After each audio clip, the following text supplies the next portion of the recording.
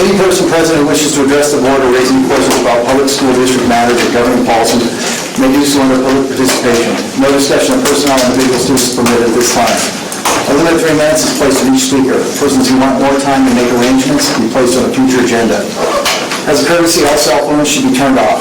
The public is also reminded they may provide input on all motions being considered by the board at this meeting.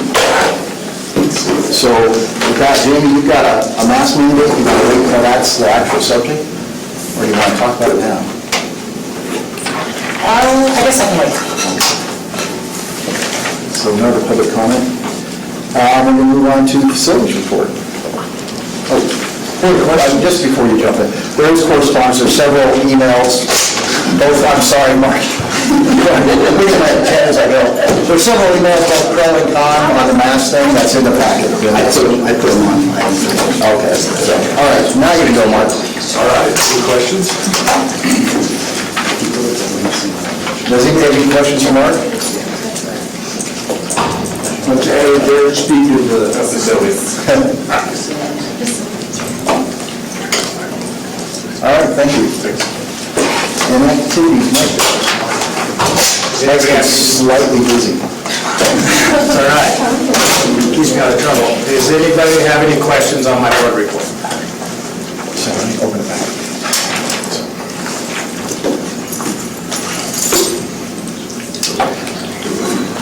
So I think there was, can I come up, 150, 200 kids? Yeah, our numbers have basically doubled in every sport this year, so which is awesome. Our kids are being active and participating, so it's been a very positive thing. You can just sense it in the school as well. So I think it's a very good thing for our kids right now and the morale of our school. Anybody have a question for Mike? No, but it really attests to that if you build it, they will come sort of thing, because they're the cool kids to watch. It's been fun, yes, I agree with you 100%. Can the public ask a question? Not typically on boards. Okay. What's your question? I was just curious, which is great, I like the numbers, but being that there's a lot of numbers, are we looking at possibly having, you know, like softball, they had like 18 to 20 some kids. Are we looking at possibly getting more coaches so that we have more teams, or now that they're sixth graders? I'm just, because I know there's girls who wanted to come out for softball, but they saw the big numbers and they were like, well, I'm not going to go out. So, in this sense, and we can backtrack to May, Right. Last year we were not able to support a team, Right. so we had to cancel, and the schedule came out in May from the billing schools, and I really didn't know where our numbers were at this year, and I said, please just put us down for one. And so that schedule came out in late May, and then when it's already done and over with, we have numbers. Unfortunately, we're tied to one team right now. So I have been looking, Billing Central is going to give us 2 extra games, so I'm trying to schedule some games for our kids that are not getting to play a lot right now, which is probably 6th graders and 7th graders. They did play the whole game today, which is awesome. So yes, that was a hurdle, but we just didn't see us not having a team last year to have So enough for 2 with 6th teams. graders entering, now that we might possibly have bigger numbers, I mean, is it a possibility of us having more teams then? Yeah, we'll plan on having both teams. I'll get us in for both squads next year. So we'll have an A team and a B team, and how they schedule that in Billings. And we do have enough coaching staff on staff to cover those games. So it was just very unfortunate, but I'm glad we're playing I just think and it's awesome that, but, working those hurdles, Yeah. yeah. Okay. But that's our intent of everything, yes. Yeah, I just want to comment, as going into high school sports, our parents and kids need to get to that, it's a high school thing, it doesn't start when school starts. High school sports start in July, after school ends. Typically, workouts start all summer long, so kids got to get on that mindset of in the high school, it starts when school ends. the season. And I'd encourage you, I mean, we put out a month before most sports of signups. And so we have at least a ballpark figure of numbers of what we can do.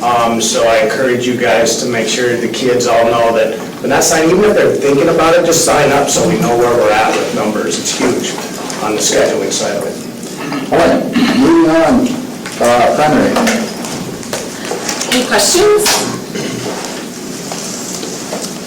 Are there any questions for Mrs. Fox? For things not being normal, it's very normal at school. So things are going great. It is very busy, very similar to what it was like before. They're using it, it hasn't been demolished yet. How's what? Yeah, your little lunchroom working out? Yes. It will. One of these days, we'll get lunch down. Right, Mr. Franzo? Yes. Something that we work every day to try and get lunch down. And early kindergarten is off and It running. started yesterday, off and rolling, getting some bus things figured out and drop-off things, and it's going good. All right. Had a good turnout for that, too, as usual, so. So, any other questions from the board? All right, thank you. Intermediate. Hello. Any further questions? Comments? Jokes?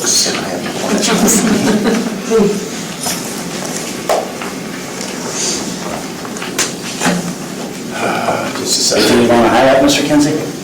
We've had a lot of people step up and help out with people being gone. We've had a ton of people coming to do recess and taking classes and cafeteria and whatever else. All right, no questions for Mr. Kinsey? Middle school? I don't know where he's at this point. Any questions? It's been a great start to the year. One thing I just would put out, I know Tobin's sent out many emails about it, is just the sub shortages that we're dealing with. We would love to see some additional substitutes in the district, so things are off to a great start.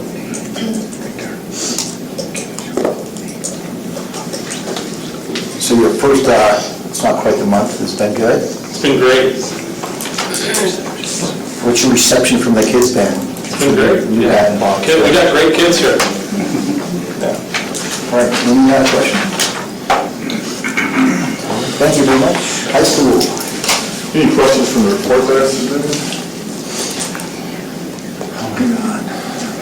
I'd like to piggyback a little bit on, Mike talking about the number of kids in athletics, but also, we had our first FFA district convention we sent kids to last week. Some kids went to that, and just providing more opportunities for our students going forward. We try and find that niche for every single student. Our music teachers are going to be going to a meeting today, or tomorrow, both the other Eastern A band and choir directors, getting some festival stuff for those kids so they can participate and represent Lockwood in that particular manner as well. So just working real hard to find different ways to have our students be involved in school. Mr. Hill's done a really nice job, and I think it's alluded in his part of my report as well. We have kids that are working on some internships and getting out and getting some good job experience now, which has been fantastic for those students, and just kind of seeing what they need to do to be prepared for the workforce. So it's been nice to have those opportunities for our students as well. So that was when so are they working during the day then? Yeah, so you can a couple credits, you can do a workplace experience. OPI allows you to do that. Kids that are on track for graduation, and it counts as elective credit, so it helps meet their requirements for graduation. There's a maximum number of periods that it allows to be out. I thought that was cool. Thank you. All right, any other questions? All right, thank you. Then superintendent's report. So just a few things to highlight. On that first page, if you take a look there, I've set up some dates just to facilitate trustee visits to each of the different buildings. We thought we would kind of put that as a more formal process this year. As those approach, I'll put a sign-up sheet out to trustees to get signed up for that, and we'll go through and walk through the schools. And the nice thing about doing it with myself, the principal, Mark, somebody from his crew can be available to answer any questions and those kind of things for you guys as you tour the district. A couple other things just to highlight. Gordon already hit on the FFA students. We are having a COVID vaccination clinic in this room next Wednesday from 4 to 6. That's open to anybody from the community, so encourage people to try and get there for that. The following Wednesday, we are hosting the Sons of the Pioneers concert in conjunction with KGHL Radio. Kind of a fun thing there. I'm excited to get to talk to Lonnie Bell. I haven't seen him for a long, long time. Grew up listening to him on the radio with my grandparents. With Tina Moore retiring this year, we've kind of taken a look at really revamping how we do the Family Resource Center. We want to be more responsive to the needs of parents, and so what we're actually looking at is setting up a program where we would use the old Boys and Girls Club space, that game room there that's in the courtyard, and we would actually have staff there from 4 to 7, 3 nights a week, so Monday, Wednesday, and Thursday. So if parents get home from work and there's an issue with their child, there's a place they can go and get some support and help. And we're gonna man that with our community welfare specialists, so Tana Skillen, and then also a rotating cast of the counselors will go through there and work in there at different times. And so those are folks that are really tied in with what resources we have and can refer the parents to what different resources we have, whether it's social emotional resources, whether it's backpack meals, whether it's school supplies, those type of things.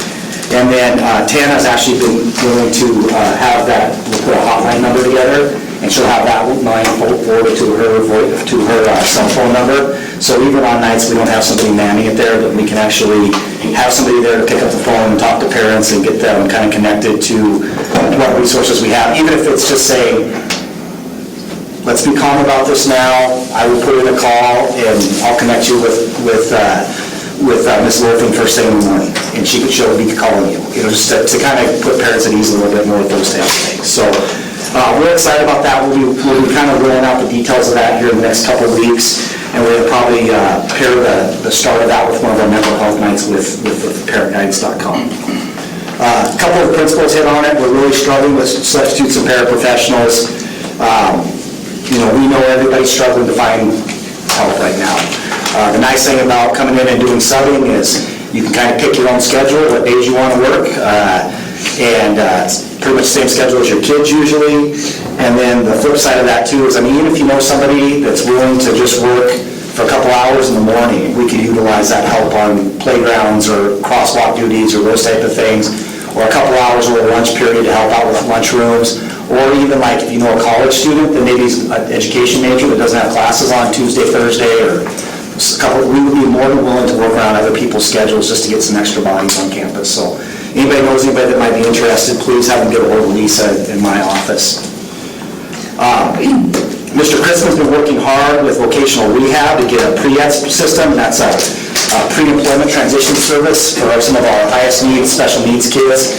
kind of get them on-the-job training as they're in high school, kind of like what Gordon said with the internship program. Those kids can get credits for that and get that on-the-job training.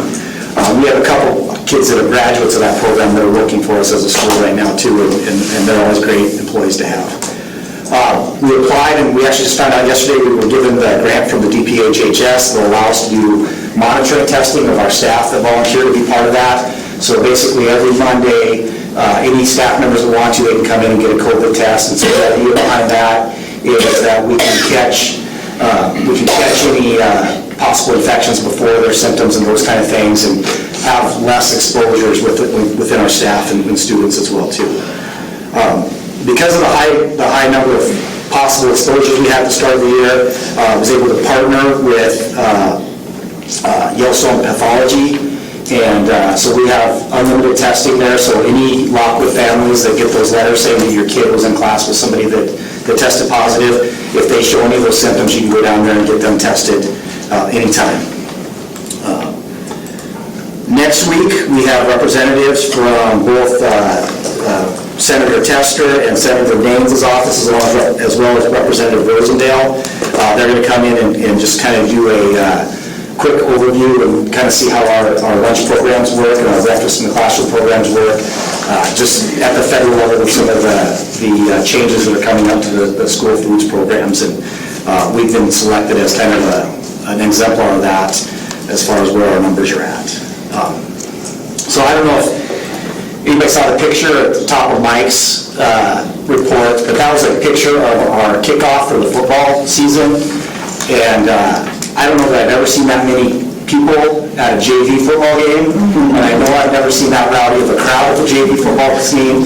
Our students still got to learn how to be a student section. Me and Mr. Cloud were kind of talking about it. We'd almost kind of like to go over and tell them to settle down a little bit because it's all new to them. But it was great to partner with ExxonMobil, KGHL, and the Optimist Club to have that kind of that pre-game tailgate, and they handed out these towels to everybody that came in attendance. And Mike, do we have any more of those around for any future events, anything, any more of those towels? They haven't done KGHL, don't they? Well, they're very limited. I was with Taylor on Sunday, and he has a few. He's been getting bombarded, people wanting them. So they're thinking about possibly doing some other games, a volleyball game and stuff like that, because that was such a big hit. So hopefully we can get those. I saw some swinging around the game. Yeah. Yeah. And we don't want to calm our kids down, of course. We're saying we wish we would have had to go over and say, hey, no. I was wondering. We did have to do some teaching and organization, but it was good. Yeah, Mr. Hanchel said he's kind of... Now, we decided it's first down Lockwood or first down line? Yeah, I think it's kind of Lockwood. As long as it's first down, we're doing all right. And so, we've kind of remodeled how we're doing the league teams, the old vision teams, and kind of doing more building focused on that. So through that process, we're going to kind of revamp and start doing a district-wide safety team. And so we're looking for representatives of that. And so we'd like to have one board member that would be willing to sit in on those meetings or be kind of an ad hoc member to that committee. So if anybody's interested, just shoot me an email and let me know. The copy of the book, I talked to a few of you, is from Harry Amon. Harry was one of our presenters at the start of the year this year. He personalized the book for each of the trustees.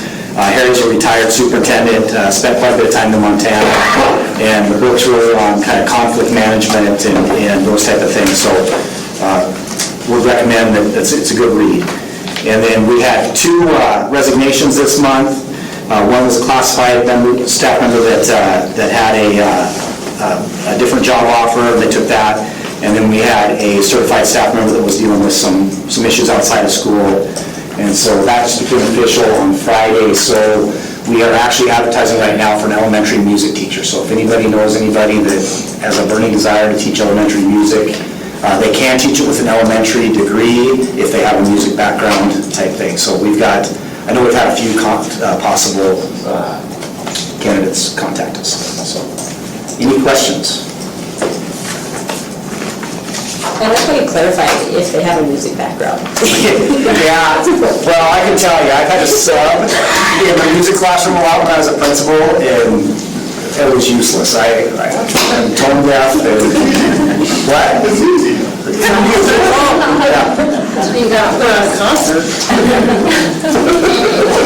Okay, I couldn't carry a tune-in dump truck, so. Any questions from the board for Coach? There's a question? Part of your superintendent report, I read ahead of time, a very bit of it deals with the standards-based grading issue. I know we didn't cover that. Chairman I was a little bit late getting it done there at request for comment. I don't know if you got that. Will I have a chance to comment? I did not get it. Oh, it's still there. Still sitting on here.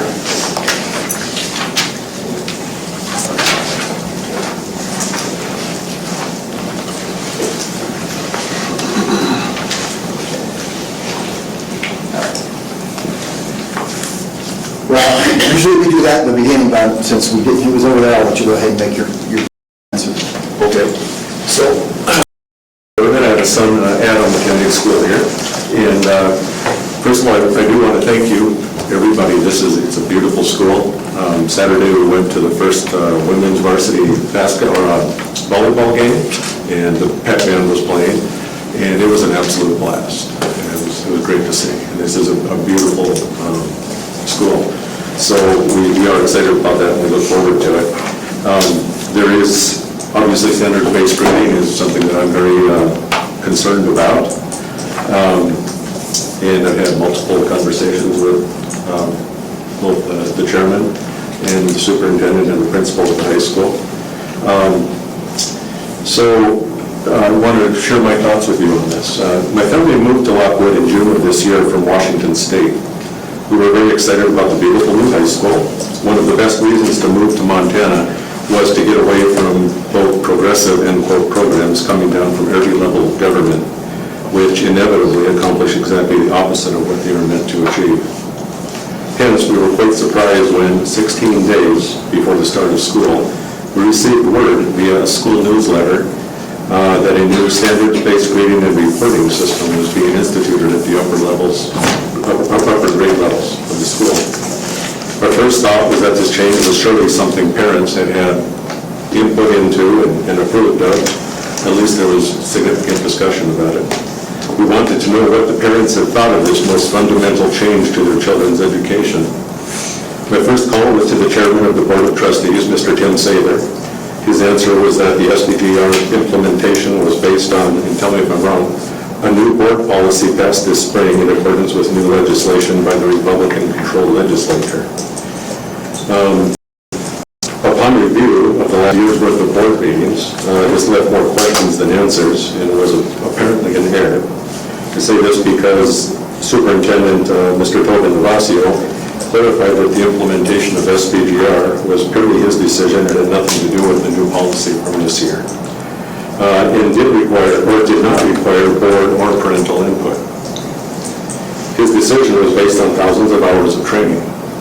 When a parent meeting was conducted by the high school principal, Mr. Klausner, 2 weeks after school started, he indicated that not all decisions are made with parent input.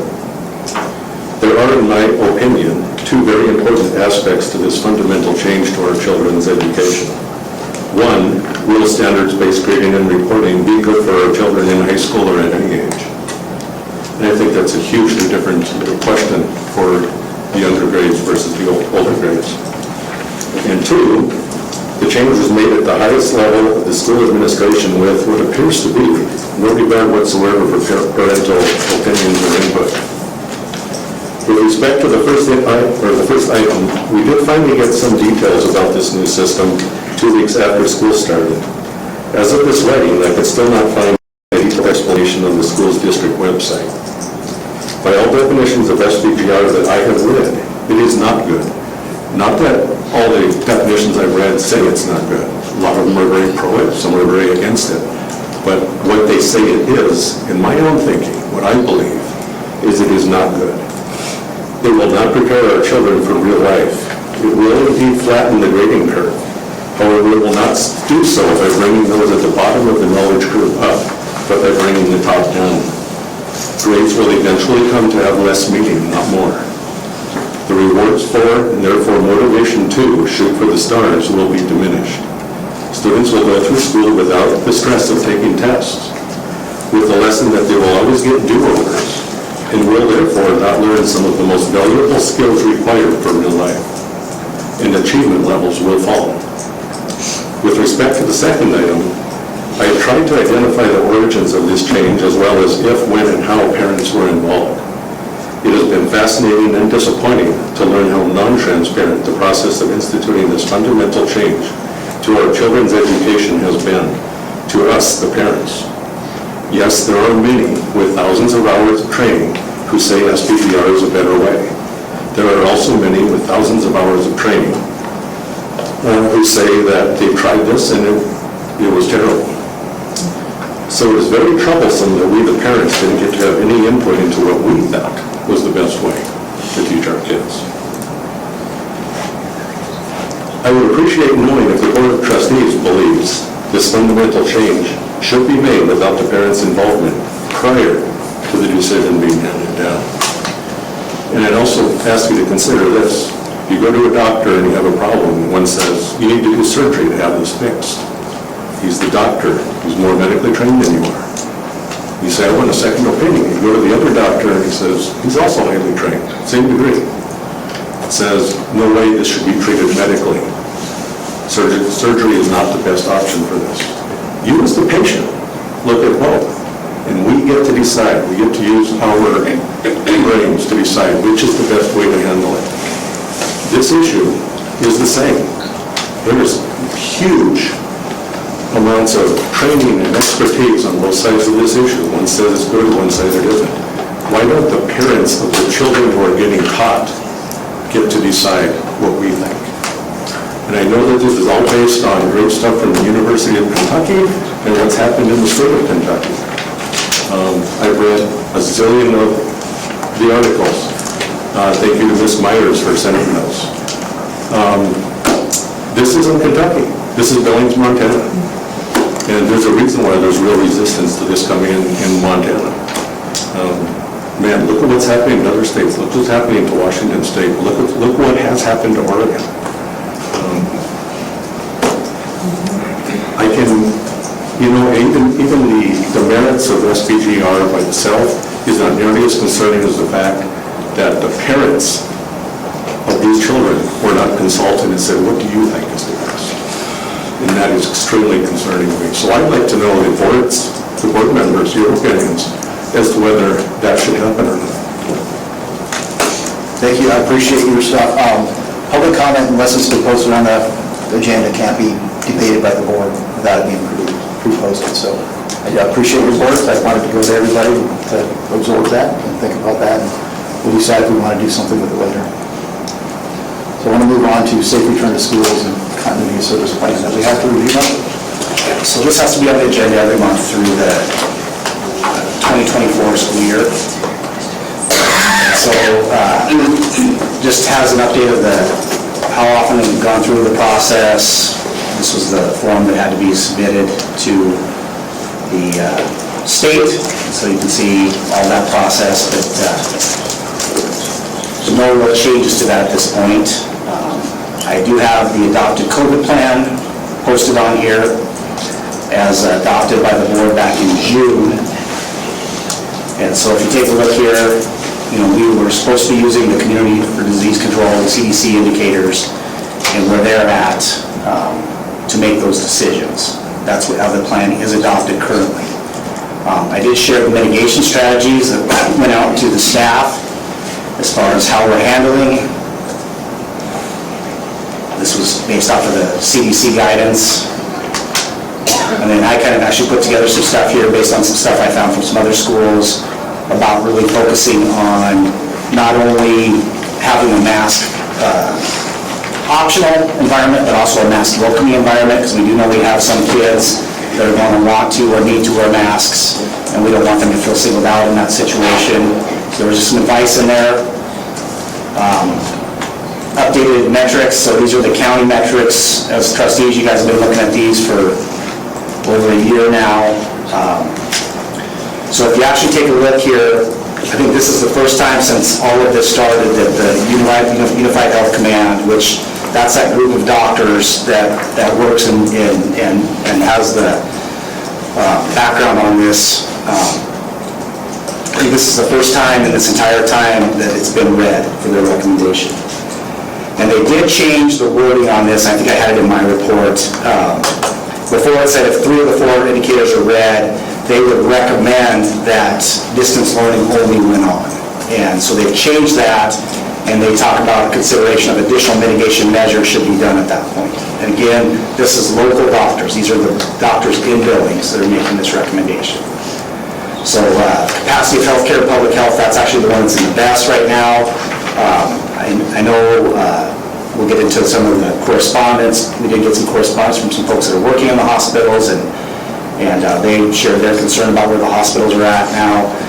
This is, one of the ones that's concerning in here as you take a look at it. So the blue is the cases amongst kids under age 19. And so, back at the end of July, so like when I wrote my newsletter, back to school newsletter, saying that, I couldn't see any situation where we would have to go back to masking. If you take a look, we had 19 cases countywide under age 19 that week. And last week we were at 180. I haven't seen the data for this current week. I should get that tomorrow. We have our meeting with County Health tomorrow afternoon. So it's almost, it's a 9 times, almost a 10 times increase in those younger cases. This is the breakdown of school age. So the dark blue is grade school, the light blue is high school, the orange is middle school, and the lighter color is preschool kids. What we're hearing is basically that a lot of the activities are seeming to drive it. There's clusters amongst teams countywide is one of the big things. Average daily case count, this is the 66 last week. And then the positivity rate, even though they're doing a lot more tests, there's still more of them coming up positive. So well above that 10, which is the red cutoff for 2 weeks. So that's the Unified Health Command information. You can take those numbers and take them and look at the CDC indicators, which is what we said in June we would use to oversee our plan. So this is cases per, so we're at 66 per day. So this is per week. So greater than 100 cases per week is considered high transmission under the CDC's guidance. And so we're hitting that in 2 days right now. And the percentage of tests is above 10%, and we're at 13%, so County right now. So later on, when we talk about considering the plans and revamping the plans, if we go back to utilizing those indicators as our sole reason for shifting from one plan to another, the reality is right now we should be in whatever the highest plan is, either the red or the orange. That's certainly not what I'm recommending, but that's if we just use those metrics. I did put the Montana MTPEC, this is the Public Education Coalition, so this is the School Boards Association, Administrators Association, the information that they've put out, kind of a frequently asked questions type thing about some of what things that go on, best practices with COVID, some of the legalities of it that goes along with it. And then we did get quite a bit of correspondence, and I did put the stuff we received today in there as well too, just because it was timely. Typically, once the packet goes out, we don't add to it, but I felt like I should this time.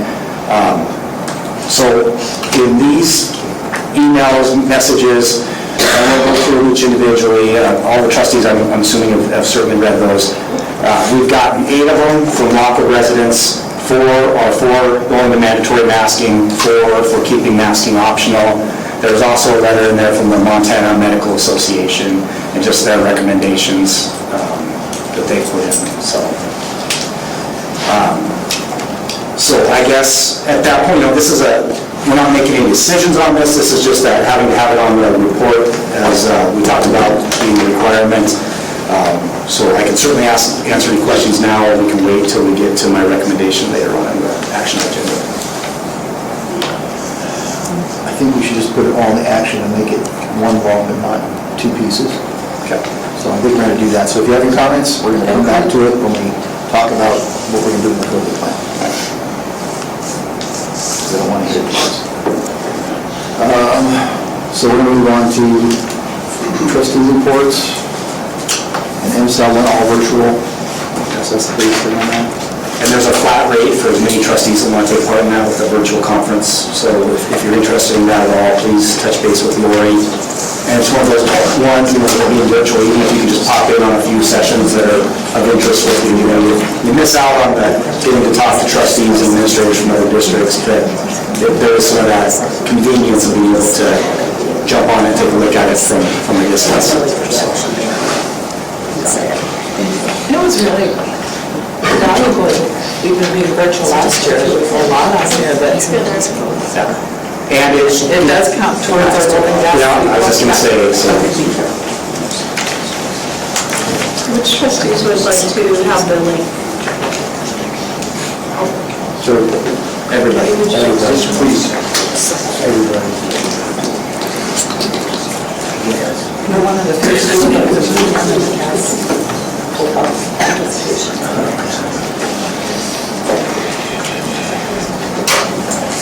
Okay, we're going to move on to the consent agenda.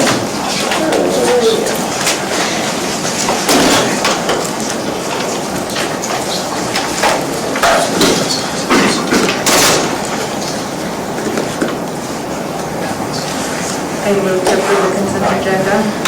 It's by affirmation, so there are no objections to the consent agenda. I was just looking at something, sorry.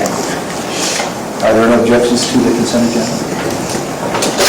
And that is approved, and there's a bunch of subs in there. Mostly student teachers that can only use spare money. Although Jenny squeezes a lot out of that. Okay, so we're going to move on. Now we're going to go to the approve the change of the COVID plan. So based on the conversation we had last month, there was several questions about it. So what I did was I just put together several different plans to get feedback. And so there's really two different areas where we can shift what we're doing on the plans, two major areas. And the first of those is what we're going to use for those indicators that we already talked about. And so the first one is just leave it where it is, which is utilizing the Cdc Guidance. And so with the Cdc Guidance, we're well beyond that 100 cases and the 10%. And so that's the status quo. So if we don't take any action tonight, that's what stays in place. And then based on that, you would have to make your decision about if we want to go into a different phase of our plan. The second option was brought up, I think it was somebody in the audience that brought up, why aren't we using the same metrics we used last year? And part of that was because when we had to submit the stuff this last fall, some of that was tied to CDC recommendations. We thought it was simple to go with CDC recommendations, thinking honestly that we would never get back into this situation, being completely blunt. So those United Health Command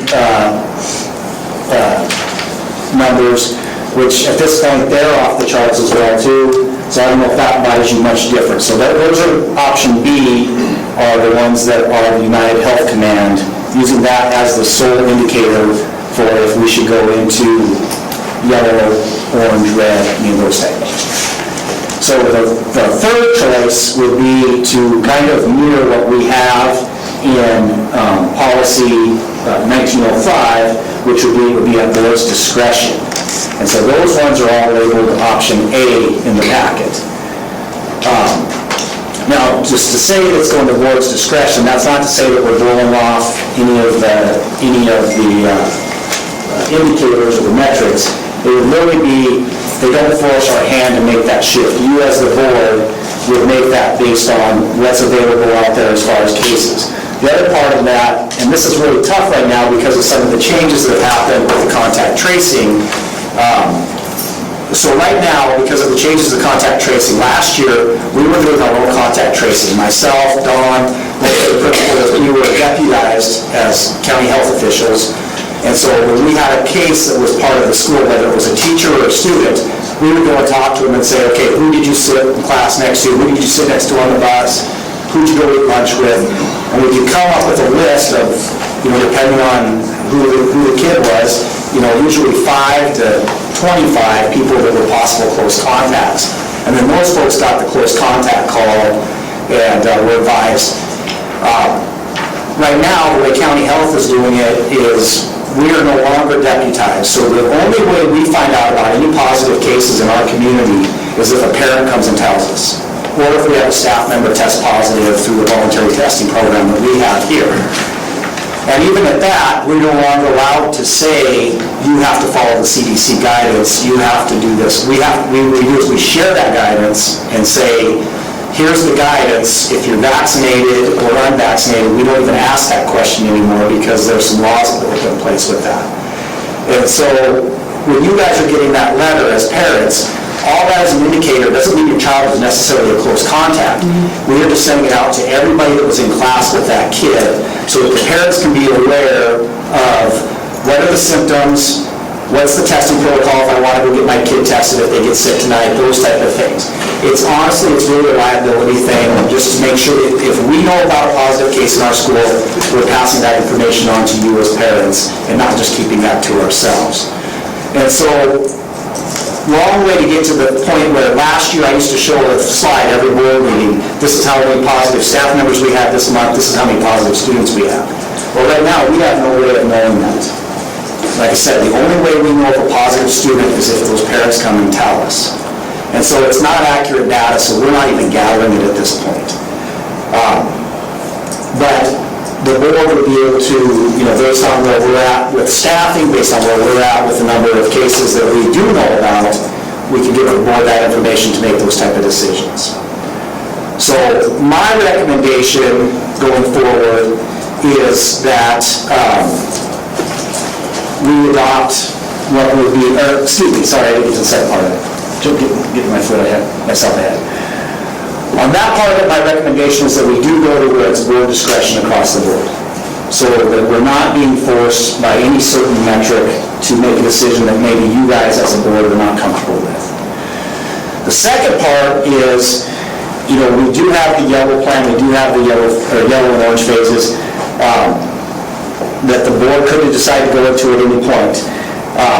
Within there are some masking requirements. And there's been questions about why don't we make the yellow plan masking optional or make the orange plan masking optional.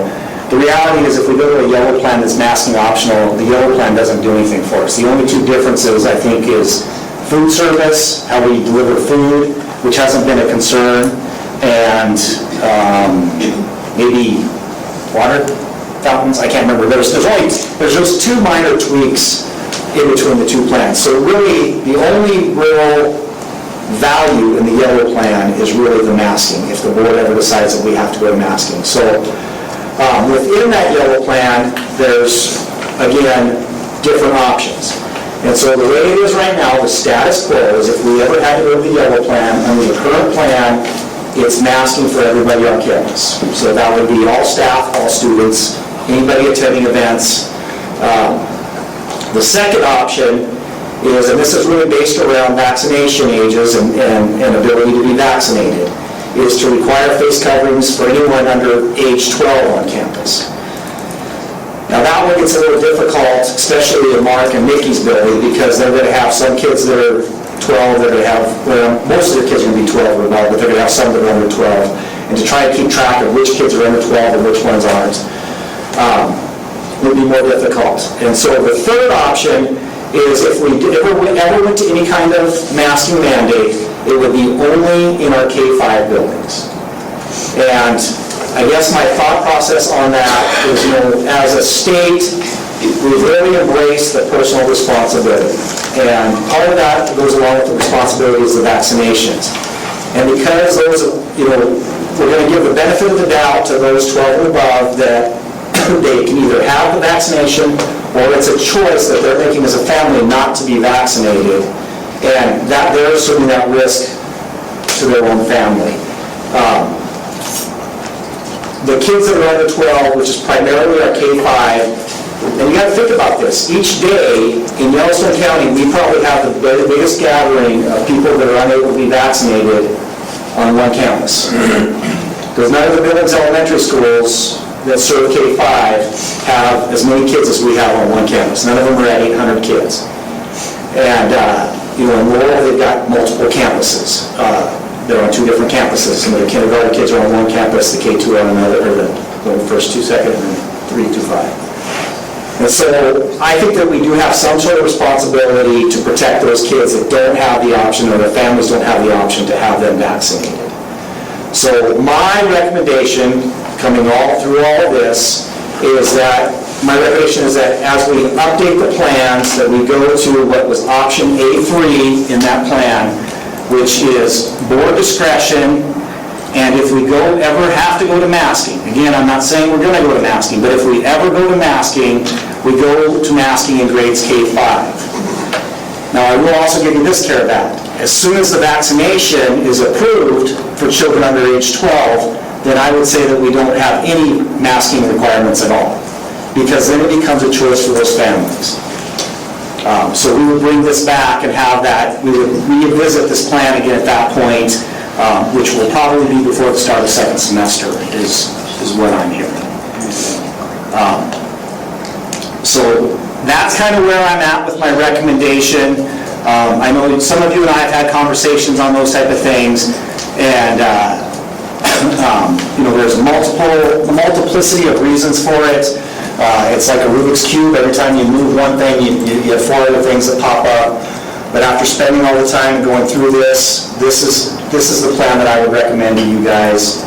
And so I can answer questions on that, and then we can talk about a recommendation for phasing once you guys make a decision on that. Does that work out for me? So I'm going to open it up to the public. Jamie, go first.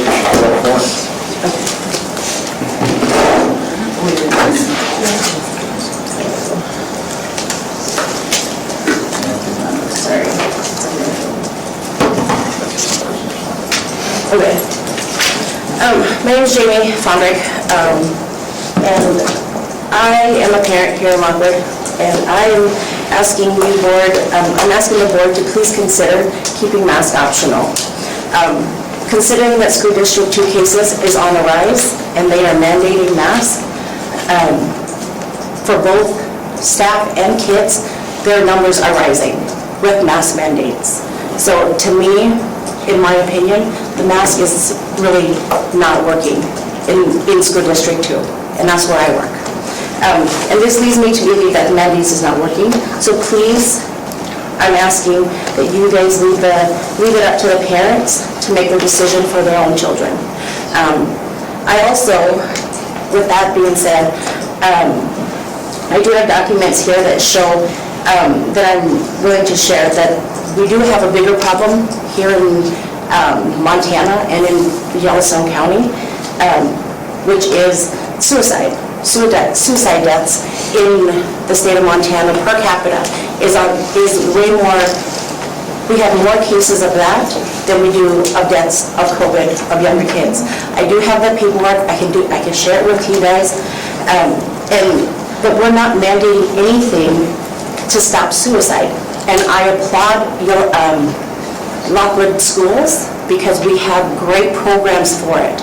They're great programs and that you guys have implemented, and I am thankful for that.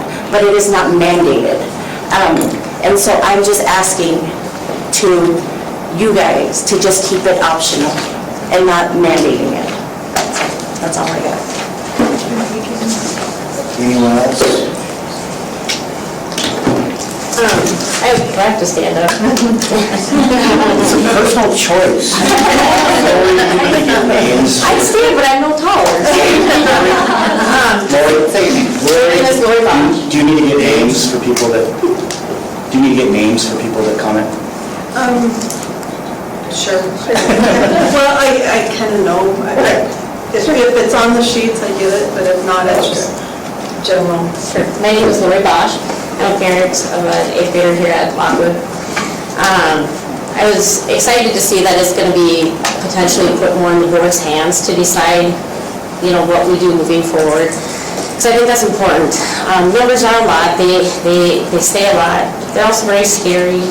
And sometimes it doesn't show the whole picture, right? And so I was very excited to see that. The one thing I was a little bit, I don't know if disappointed is the right word, but when you go through those categories, I still see in that orange that we're still allowing that, we're kind of considering that 2-day in-person.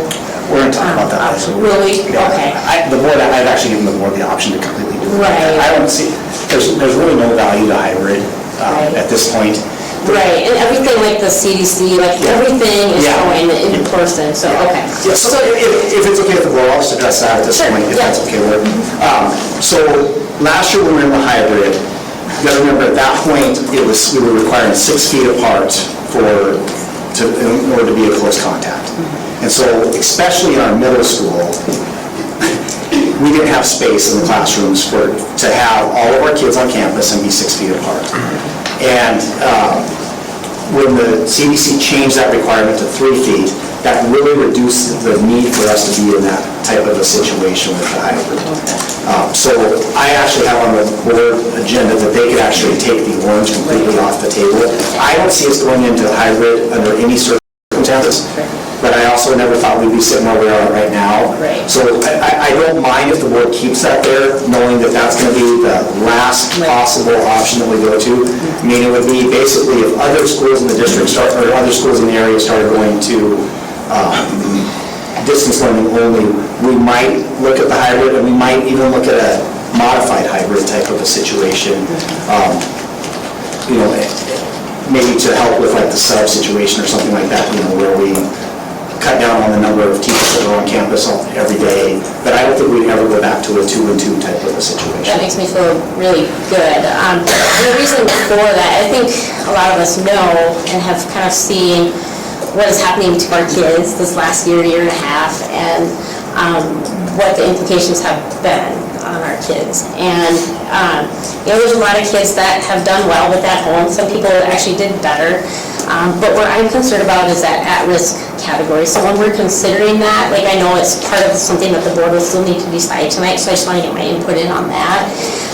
I started, you look at the world right now, and we're in chaos. No one respects anyone else. We hate everyone that disagrees with us in any certain way.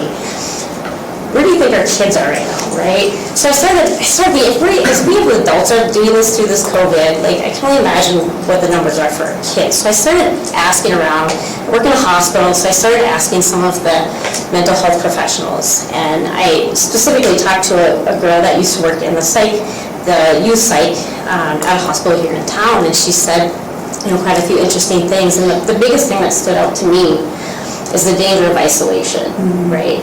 And so, going to school, yes, if you're not in class, you're missing out on education too, but we're also isolating the kids.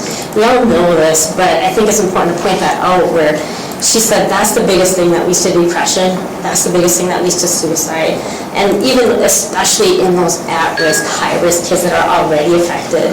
And so that was alarming to me, and so just to keep that in mind when we are considering that. And so I saw your note, and that made me super happy that you were considering even just.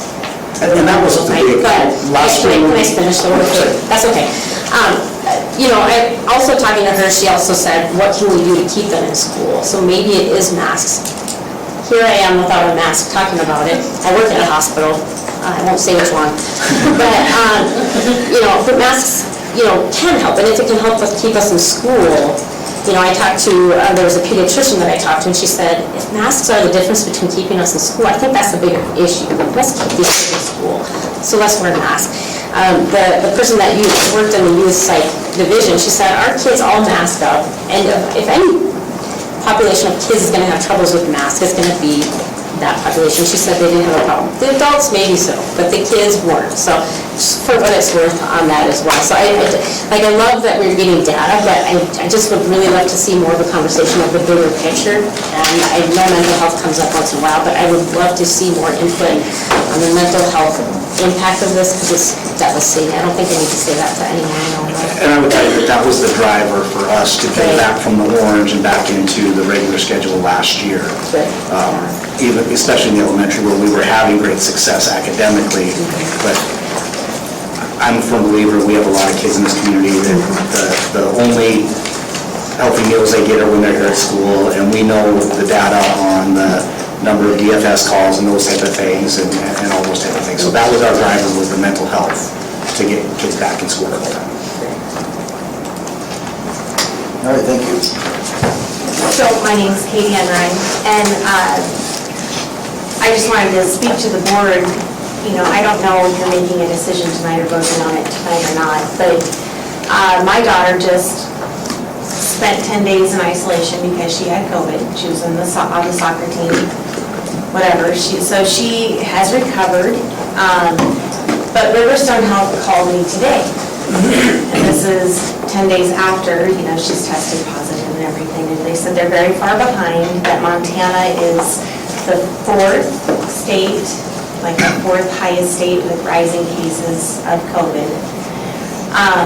And I asked her, well, how many of our kids are hospitalized due to COVID? Nobody can tell me the number. And she couldn't tell me the number. Of course, I was listening to talk radio, and they said that during the, I think, entire pandemic, 415 children have passed away from COVID. Nationwide? Nationwide. Very minuscule in one sense, not in another. If you're a parent, your child is passed. Just so you, and I'm just relaying information to you when you're making your decision. My daughter, first day sore throat, second day achy body, congestion, slight cough, no fever. 4 days later, it's a head cold. And it seems to be the way with the rest of the girls on the soccer team. So I think, that I know of, they have not been hospitalized. And I thought that's why we wanted to slow the spread, was because the hospitals couldn't handle it. It seems to affect adults different than children. That's all. Thank you. Lauren Nelson, I got a 10-year-old and a 5-year-old attending school. To reiterate on what she said, from 0 to 17-year-olds since the beginning of this, going back 18 months, we've lost 412, which arguably is, it's 412 too many, but we've lost 55,000 in that age group from 0 to 17 in that same time span. So it is a very small percentage of it. The leading one in the younger ages is accidental drowning, and then even second and third is suicide and homicide. So it's a very minuscule number. Hospitalizations, I've scoured the internet, you can't find them for those age groups. And I'm just asking, I guess, because my kids would fall in that category, that would be masks under the proposed, which I condone and appreciate that the older would not, because they have the option of a vaccine and or wear a mask, but we're also asking the least vulnerable to wear masks at that point. We have minimal hospitalizations or zero, and we forget over the last 18 months that kids are sick all the time, and now they're not allowed to be sick. That's not an option. So I guess that's all I got. Thank you. Okay, over here. Yes, my name is Connie Owen. I have children in 3 of the 4 schools here. Vaccination is a great thing, we've been through it, all that. But it is not 100% to keep someone from getting sick or even passing it on to someone else. And if things are getting bad enough that we have to move to yellow, wouldn't we want to take every precaution for all of these students to keep it from spreading? So why are we thinking only the little ones? The vaccination doesn't keep everyone from getting sick. So just because they have a vaccine, or they're old enough to get it or not get it, doesn't keep the spread from happening. People who have it can still take it home to younger kids at home or somewhere else and can give it to them. So for me, the more safety, the better. Take all the precautions we can to keep those who do not have the vaccine safe. Thank you for this morning, Tobin. I came, and one thing I wanted... Can you give your name for the record, please? Danielle, she knows. So what I just wanted to say is I think maybe just the way the calls are going home and the way those letters are written, maybe that would kind of, maybe that would just ease people's consciences. So we added some language today, based on your guys' Yeah. feedback, Yeah. about that we've attached the CDC guidance. We can't make you follow it, but it's recommended. I think that's all those calls and all those emails are scaring parents. Also, I want to say, I've been closely following what's happening in the school district too. We do not want that out here. We don't want that attention out here, my opinion, but thank you. Anyone else? Oh, just a thought, I don't know the answer to this, I don't know the numbers, but to your point and a couple others, I know that Superintendent Navasio, in the last meeting, I believe, was rather upset by someone's comment about how many have died who have been hospitalized. And I'm not saying that we want any to, and I'm not sure what the numbers here, but I just want to throw this out to consider. The flu, every year kills some number of people across the country. We've become accustomed to that, and until COVID came along, we didn't mask everybody to keep the flu from happening. I do know from very direct data, not secondhand, but firsthand, that all the masking last year truly did put a huge kibosh on the flu. So there's some effectiveness to the mask. But if we're going to say that, well, the flu can kill 5,000 a year, and that's okay because we're used to it. COVID can kill 400 a year, and it's not okay, so we're going to mask the entire country of kids to keep that from happening. Then even once COVID goes away, are we going to start masking the kids all the time, forever in perpetuity, to keep them from the flu and dying? It happens to all of us. So it's a matter of, there is some data there that I think needs to be compared. And when a question is put together like, well, how many have died?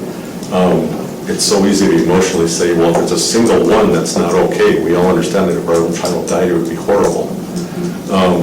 But we as a species cannot put on masks for the rest of our lives and live in a hole because we're afraid of disease spreading. It's spread since the beginning of mankind, and it has to continue, or we'll end up going away because nobody will have immunity to anything. So I don't know how that statement was put about how many died, but if you take it in the perspective of comparing it to other things and how we as a humanity will go on forever, there may be a different perspective on that. I think the one difference with the flu and pandemic now is that COVID is so new and our hospitals are full. Oh, I know. And I know it. so, I mean, whether or not, your stance on masks, but I do think that we're tired. We're tired of the hospital. Oh, I know it. And if there's anything, even just little, that we can do to help minimize that, or at least keep a few out, get vaccinated, wear a mask. You can make it. Do you know how many, in your experience, and I do have some, I guess I do call it secondhand, but very close information on this. How many kids do you see? I mean, under 18? I don't know the numbers. I tried to find that out, and I called some people from St. Vincent's to find that out as well. I know, they were saying the numbers. I do have what was pre-Delta, and the numbers were pretty low. But what they do know is the doctors are saying they're very alarmed by the numbers that are coming in from the Delta variant.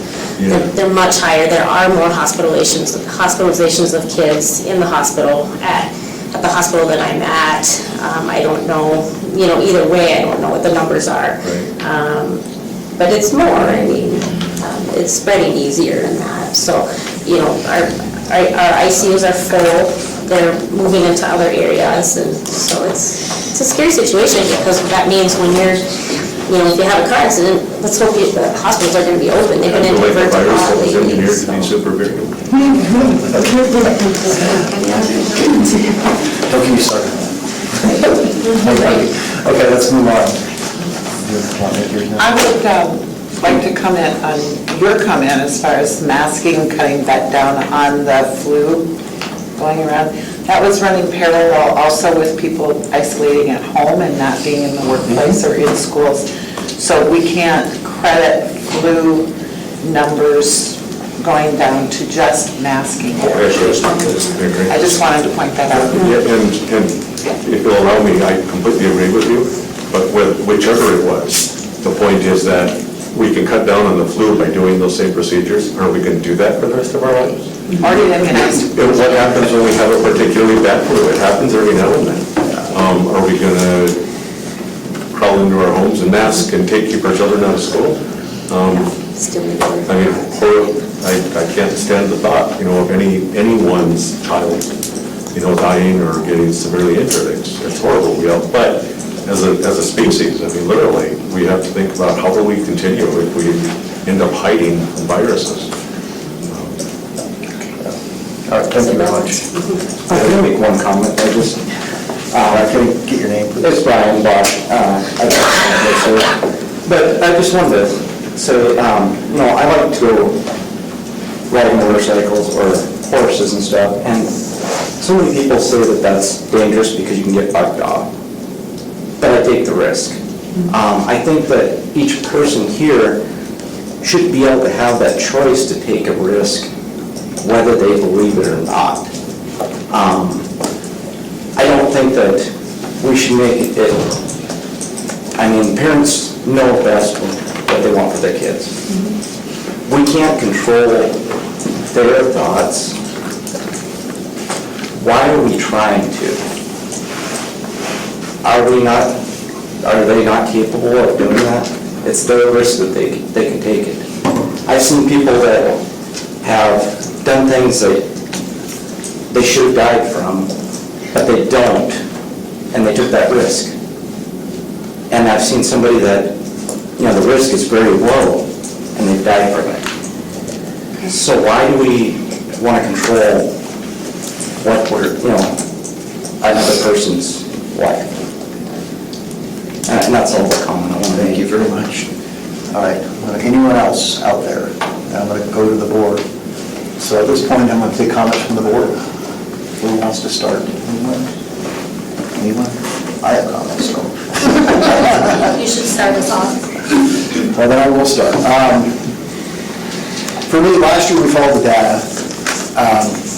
Right or wrong, that's what we did. We followed the data, we followed the data, we followed the data. It made things more difficult, I think.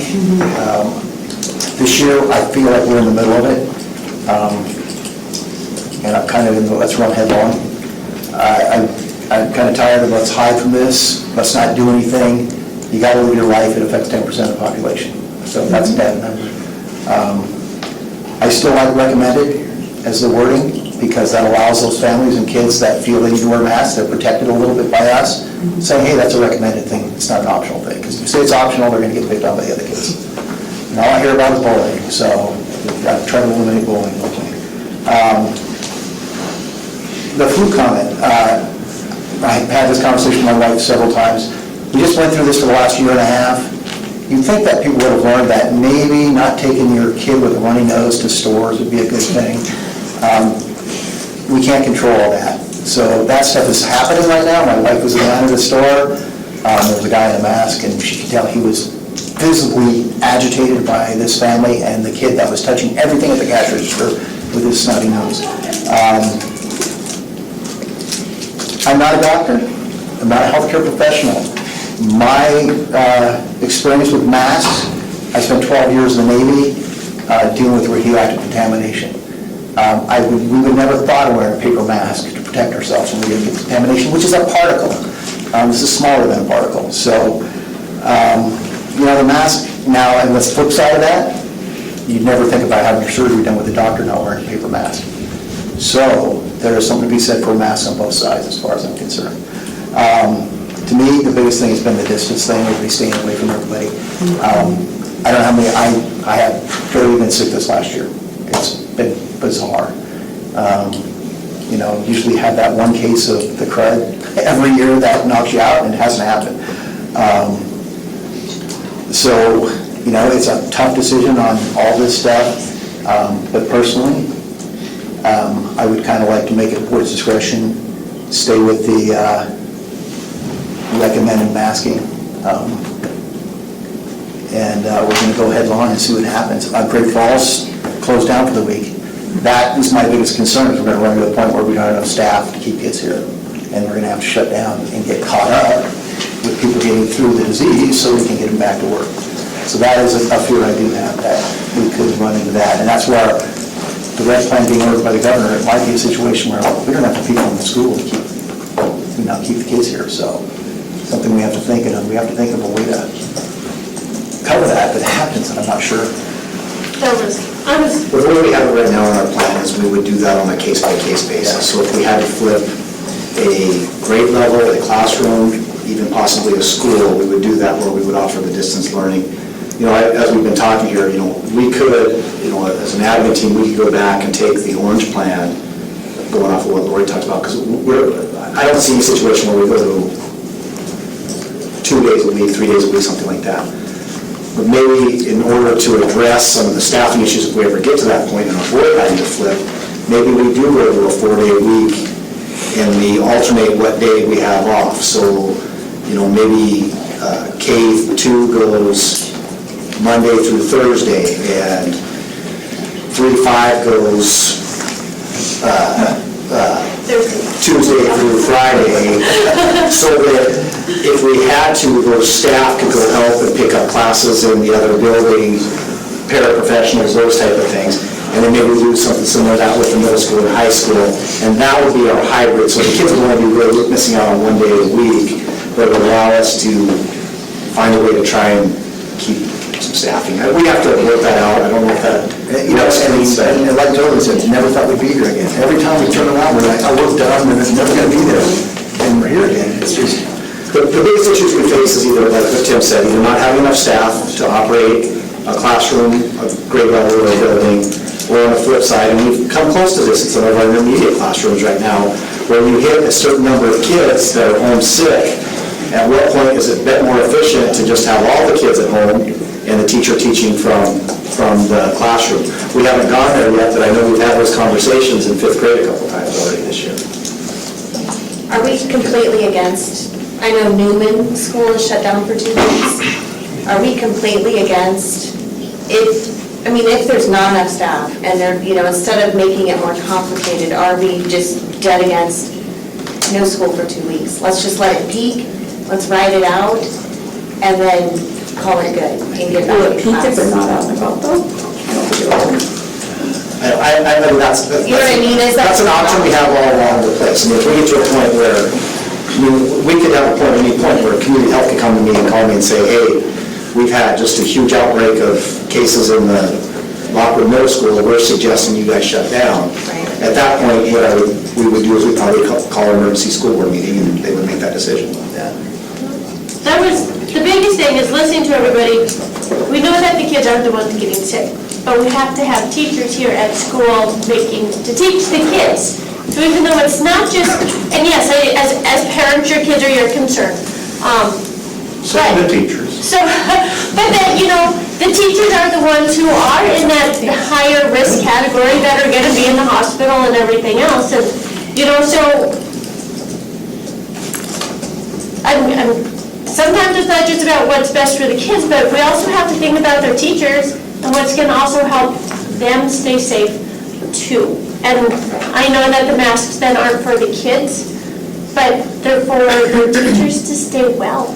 And that was not mentioned in any of the public comments, is we have to try to keep everybody healthy, not just these kids that aren't at risk, but the teachers. And the mask it stops it from spreading so easy. So these kids don't show signs. They can have it. It's just a runny nose. It's just something else. But they give it to the teacher, and for the teacher, it's not just a runny nose. And so we have to have some compassion to the teachers too, not always just, well, my kid's not going to get sick, so it's okay.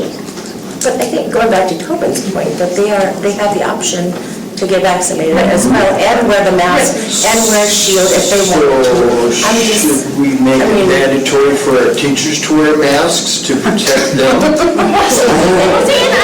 I don't know, I'm just being a devil's advocate and then pointing out. Yeah, I agree with your point. both sides of, I don't have an answer and I don't know what's right, but I'm just, Or we give the teachers the option, they're taking the risk. They have the option to wear their mask. Just as, just as that's going to work. Exactly. So we're on discussion with the board now. So I'm going to leave this a little loose because I know it's a real tough subject. But if you want to be talking here, I need you to raise your hand to be recognized, all right?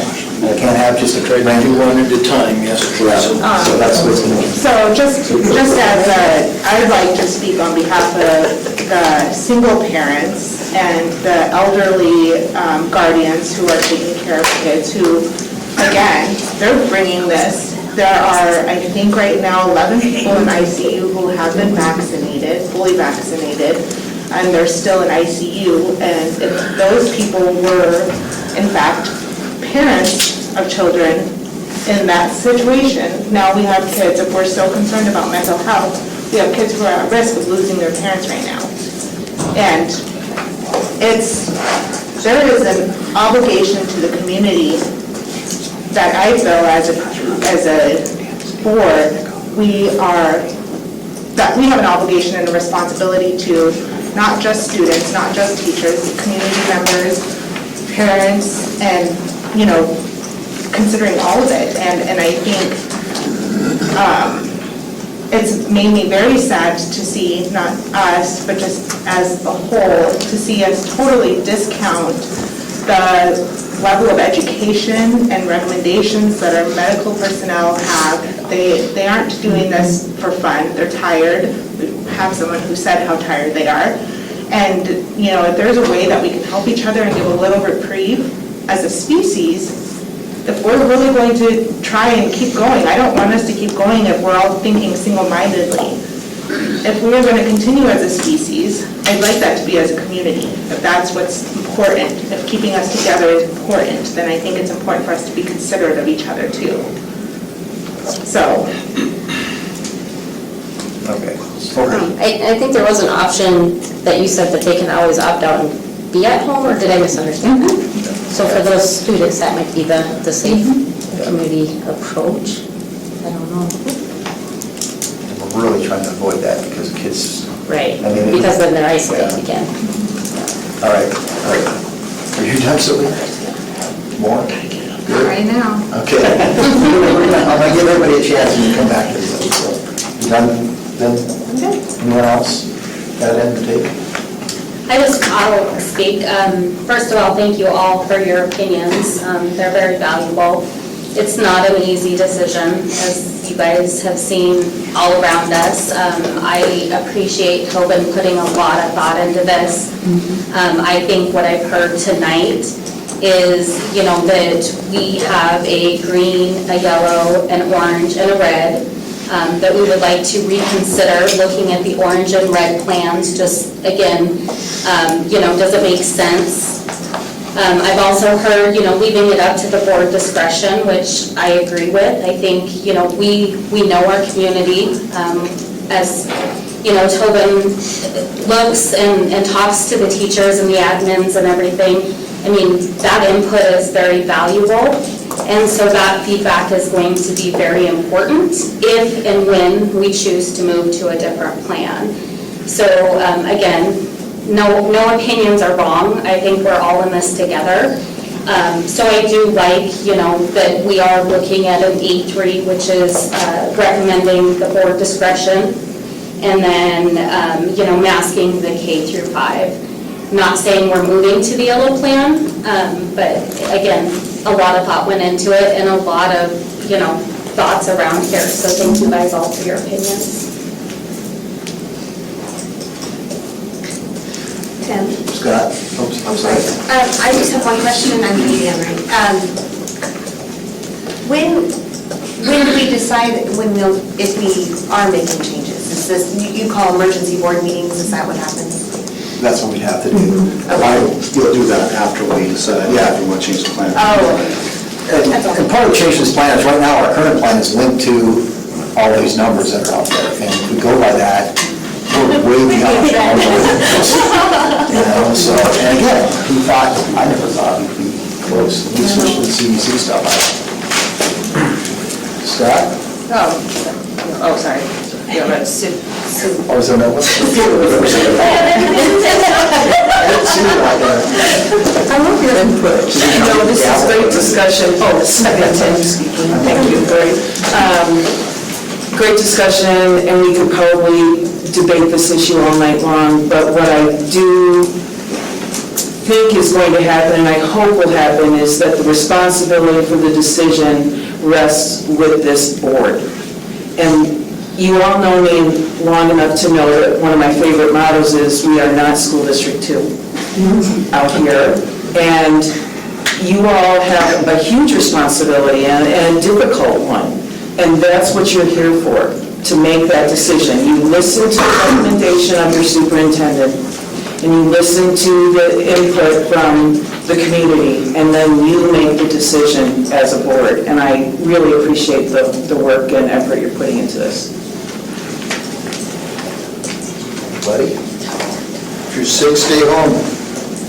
That's a good call. We forgot it already. Pam? I don't have a comment at this time. I'm going to let Sylvia, because I thought she didn't want to. No? Okay. You're awful quiet over there. He has no comment, he said. It is a tough thing. I guess my final comment is going to a mask mandate worth the distraction that District 2 had? No. You know, personally, that Tobin doesn't want us following around the gym. so. Tobin doesn't get to decide. No, that's what they're doing today, so things like that. I do think it's important to remember inside of the documentation, Tobin pointed out, we would be putting ourselves at liability legally by not taking recommendations. If something were to happen to either a student, a faculty, or a community member, we would be putting ourselves at risk for that. And I'm not a person who likes to make decisions based on fear. And I will tell you guys, I'm emotional because I'm tired of this. I do it at work, I do it here, and Sue saying, you know, there's this level of responsibility. And I can't put someone's life, there is not a personal belief of my own that I could ever use to justify not being considerate of someone else, and that's just part of my own personal values, and so I'm tired because I have to make these decisions all the time, and it's a responsibility, and it's something that, you know, we have to step up to, and it's part of our responsibility here, but, so I wanted to point that out, and sorry for crying, and I appreciate you guys for letting me be human. I will piggyback on what Jim said, and this is weighed heavily on me in making recommendations, because whether it's me making a recommendation or the board making a decision, it's really these principals out here and these teachers here and our paraprofessionals that are going to have to be the enforcers. And I'm pretty used to people telling me I don't know what I'm doing. But my principals and my teachers and my classified staff, they didn't sign up to enforce mask mandates. Right. And that's the people that are getting assaulted and attacked. And, you know, Mark Venner in School District 2 is as stand-up a guy as you can find. And to have a parent out in front of the building with a blowhorn and a video camera trying to goad him into doing something, I don't want to put Kelly and Jenny and Nikki and Mark and Gordon and those folks in that position. And that's part of the decision-making process here, to be 100% honest with you. And it's not that I don't want to deal with it. I don't want them to have to spend their time dealing with the hullabaloo that goes along with this when they really should be focused on giving our students the best education we possibly can. 100%. And I will say, I've heard that the students are having no problems with it. You're right. You know, and, yeah, that school district too, it's not even a thing. Even the kids who don't like it, wear it because it's part of what's going on. It's truly the parents, and I think that there shouldn't, this level of intimidation, I guess, could be argued as the same level of fear that, you know, for COVID, you know, to have the same fear for a level of intimidation just doesn't feel like a valid reason to make a decision on something, because when it boils down to is the kids is learning, and if they get to be together and wear a mask, most of the kids don't have a problem with it. I won't say that for all of our kids, because I don't know, you know, I think that there are some who strongly believe they don't wear a mask, but I just want to, I don't think it would be as big of a job on the teachers or the principals inside of the school as it would be, you know, the parents or community members who are, you know, just downright adamant that this is an infringement on someone's personal rights. I agree with that. Sorry. I just have one little thing to point out about masks. I want you to imagine 5 and 6 and 7-year-olds with masks on all day at school, because we've tried. But I find them everywhere in the school, in the bathroom, in the cafeteria, on the wall, on the floor. They trade their masks. So I just want you to kind of try to see what we have to do. Have you looked at them? They don't know. They don't know. They take them off, put them back on, they fall on the floor, they put them back on. It's hard to get them from other people's backpacks. It's just kind of messy. So I want you to see that too. My sister is a kindergarten teacher, and I mean, there's a precedence that's set at the beginning, and then, you know, I mean, I said it last year and I'll say it again, kids are adaptive, they're agile, they like to learn, they like to do good things, and so, you know, it's... And they've been really good at it. No, I'm going to entertain a motion. Somebody got it. Can we make this motion just to make it a board responsibility and not change the plan? Well, we need some metrics, it's got the CDC metrics in it, so you have to update the plan and do the board discretion. I mean, yeah, that's what Which one do you want to do, masks for everybody or masks for K-5 in the yellow? I don't want to deal with masks, I just want to... Then we would just get rid of any plan at all and just work. Yeah, that's true. Going. I wish this fence I'm on is so Just a comment here is, as far as my world within athletics and everything else, I think there's some sort of normalcy, because last year where everybody was so confused and we had to wear masks from 8 to 4, and then mysteriously it goes away, and we can practice, we can participate, we can do that, but we couldn't have fans, we couldn't, you know what I mean? And it's like, I think our kids have some sense of normalcy. I think our fans in the stands, the ones that are wearing them, it's their personal choice, and I think people respect that now in today's, after we've moved forward with this. I see them in the hallways, certain kids in the hallways with them, and it's just going to be part of our culture for the next 3 to maybe 10 years. And I just think it's some sort of normalcy, and I understand the decision-making and things that you guys have to go through, because I'm more worried about my elders. I'm more worried about the people that these kids are taking it home to as well. But it's crazy that we are masking all day, and then they go to Walmart, they go to the mall, they go wherever else they're going, and then they're still bringing it back. And I think it's normal for the kids right now, for the whole aspect of wear it if you need it, because our athletes are, it's just confusing. We're supposed to wear them at halftime, we're supposed to wear them on the sidelines, and our kids are just discombobulated all year long, and now there is some sort of normalcy. I guess I would be able to stand behind masks if there was some sort of regulation of what type of mask. I mean, you know, some kids have fabric masks, some people have their face shields, some have the ones that don't cover their nose. It seems like, you know, any sort of some fabric or something over your face counts as a mask, when I don't feel like the protection of the way masks are worn or what type of mask is universal. So that, I think, is a huge conflict for me personally. Good point. Kids in walking can't afford masks like that though. and that goes for school district guidelines, it's just kind of like whatever. In my world, can we just go with the word recommend? Thank you. I have one comment, if I can, Tim. Believe, I had COVID, November 2020. I have extreme long-term complications. I will be a forever long hauler. My husband almost died of COVID.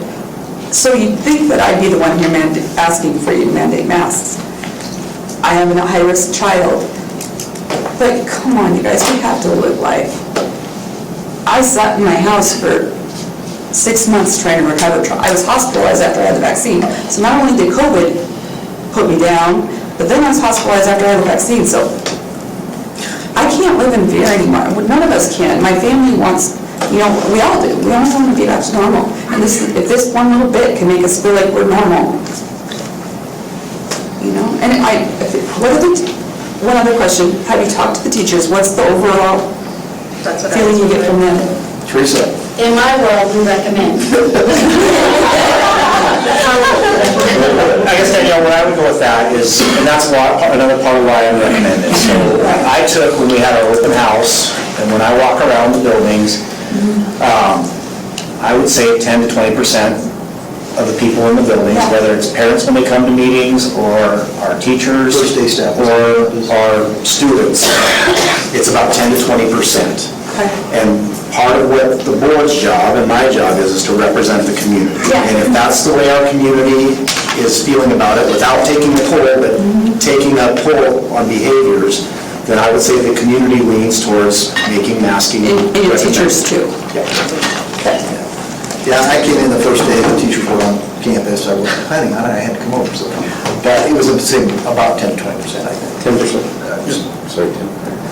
10% wearing a mask? Wearing a mask, yeah. It's only 10%. 10 to 20% of the staff. Only 10 to 20%, so the majority not.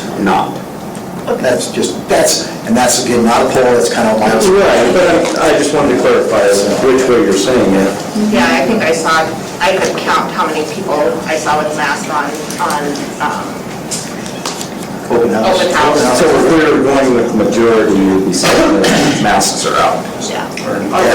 And now the funny thing is, emails are 50-50. Comments are kind of the same, Anyway, Jamie, then I want to get a motion from somebody looking kind of nice. So I guess going back to what you guys are voting on, we're voting on changing the yellow plan, the matrix in the yellow plan only. Well, okay, so really quick, I think I'm ready for... No, I'm not sure, so the yellow plan is it mandated? Are you guys recommending or mandating K through 5 in that plan? I'm so confused. It's okay, so point for clarification. We are changing all of, in my opinion, if this is what I'm doing, we're getting rid of all of the CDC and the guidelines. We're changing it all to at the Board of Trustees' discretion. So that's changing. Just on local and state and local. Yes. Just on local and state. And that's changing the wording for green, yellow, orange, and red. Okay. Well, red is still governor. That's only a governor. So the next option though, from that wording, because we decided that's the wording that we think we want to go with. The yellow then, if as a board we ever decide to go yellow, so that's yellow and orange, but that's ifs, that's not in this motion. Okay. But the wording then, we have different options. So everybody wears masks. Nobody wears masks. Well, that's not an option. Nobody wears masks is not an option. Under 12 or K5. So from changing the wording, then it's either we need to decide if it's going to be grades just K through 5 or if it's going to be under 12. And that's yellow and orange. Or leave it status quo. Or leave it status quo for that everybody wears masks in the yellow. So did you guys see the graph there on the number of high school students that have tested positive? And that's the largest group at this point. Still among the children getting sick. So I have a problem with cutting it off at under 12 or K8. If it's masks, it needs to be. The thought was going K5 the kids under, over K-5, 12-year-olds and up, can get the vaccine.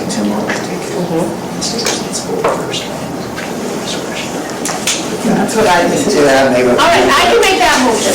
I move that we change the wording at the top of the green, yellow, and orange plans to state, at Board of Trustees' discretion based on local and state conditions. I second that. I'm asking. So it's a motion from Kat and second from Pam to change the wording to That's what I was asking earlier. trustee's discretion. So you got that one? And I'm okay with that. Based on local conditions.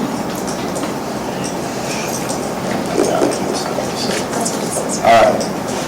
So is there any other discussion from the board? I'm not going to take any more comment from the public. So, is there any other discussion from the board? All right. All in favor, say aye. Aye. And those opposed? And that motion carries. Okay. So we eliminate the CDC guidelines stuff. Absolutely. Can't trust them anyway. So the second part of this would be either we leave it if we ever go to yellow or orange, and again, you guys have full discretion if we ever go into those plans.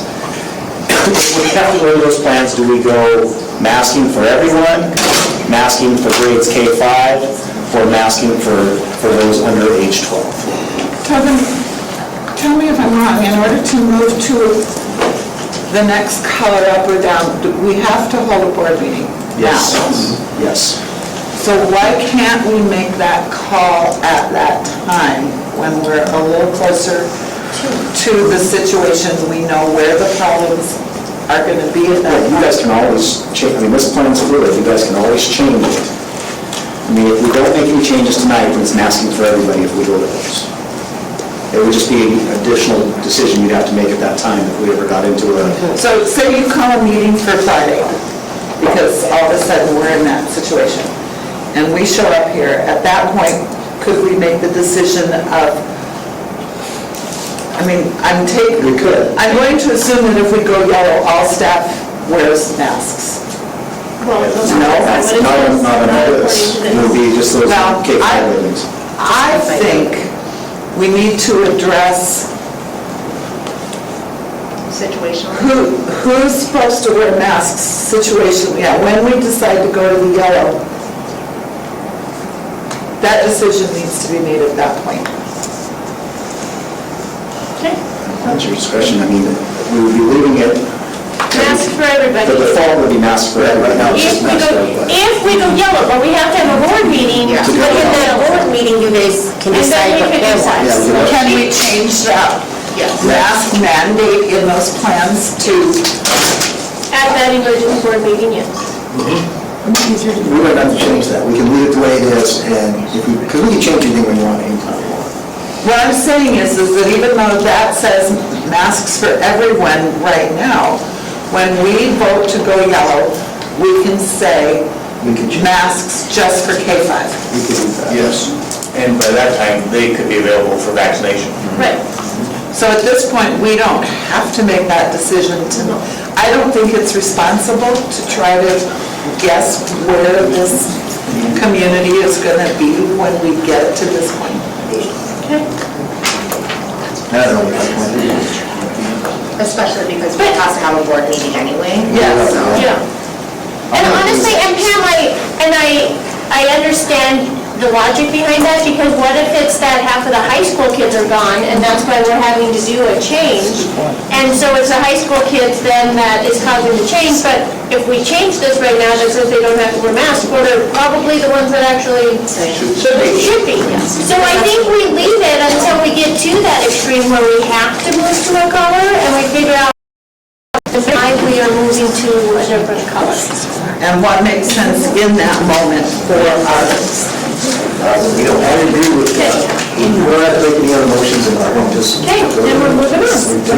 And what I will do is I will work with the disposal, we may come up with an alternative orange plan to address maybe staffing issues and not any type of every other day. I understand the fear that you have on that, looking at that, because I honestly don't think that that's where we're going to ever be. I've already in my mind said I'd rather shut it down for a week and just make those days up in the spring. Well, if we have to close school in any way, shape, or form, the most logical thing to do is say, everybody just stay home for 2 weeks.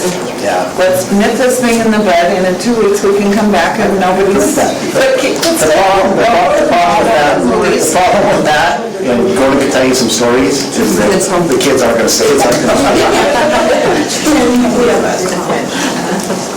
Somebody else, I'm sorry.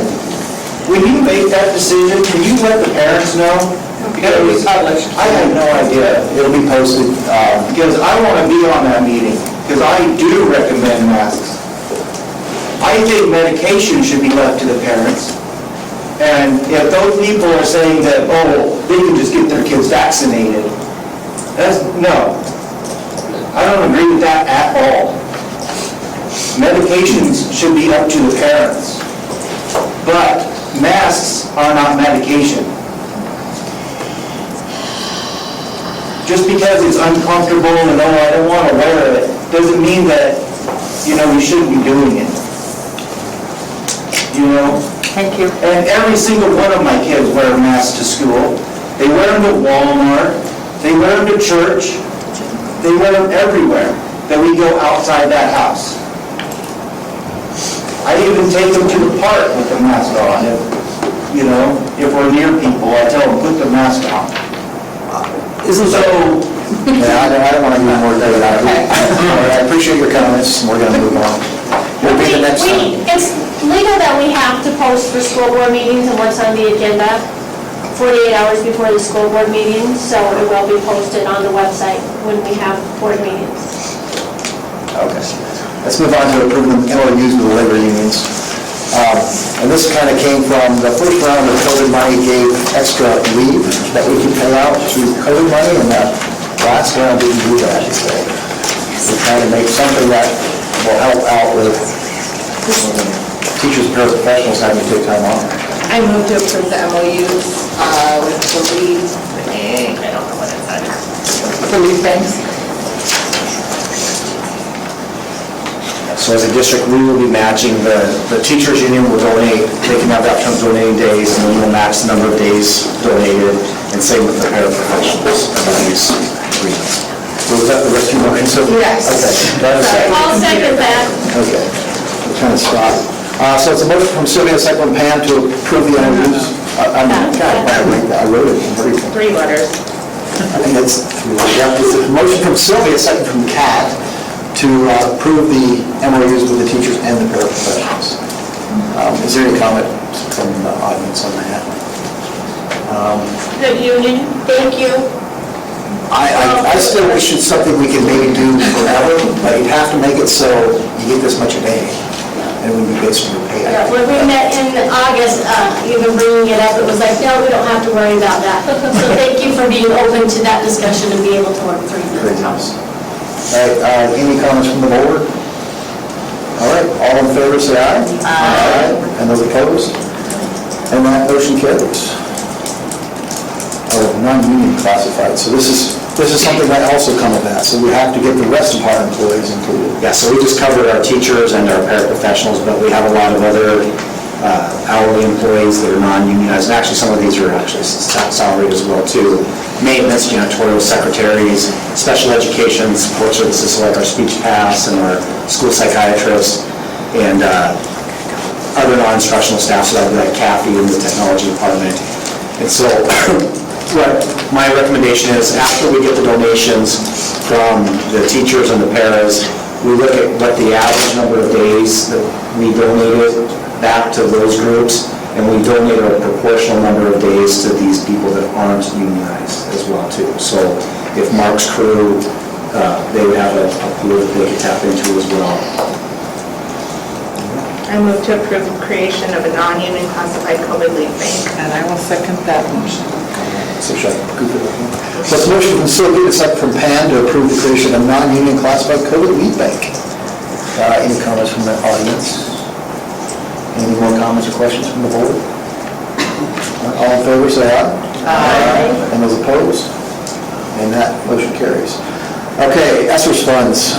OPI says we have to approve another $5,000. Well, these are all over 90,000 as well too, so that's why these ones are specifically called out. So these are all in our plan. This is the $4.5 million that we've gotten from the feds. And so we're taking a look at some things that would help with dealing with COVID, but are also long-term beneficial to our district as well. Mark, do you want to talk a little bit about what we're dealing with the HVAC in the middle school at all?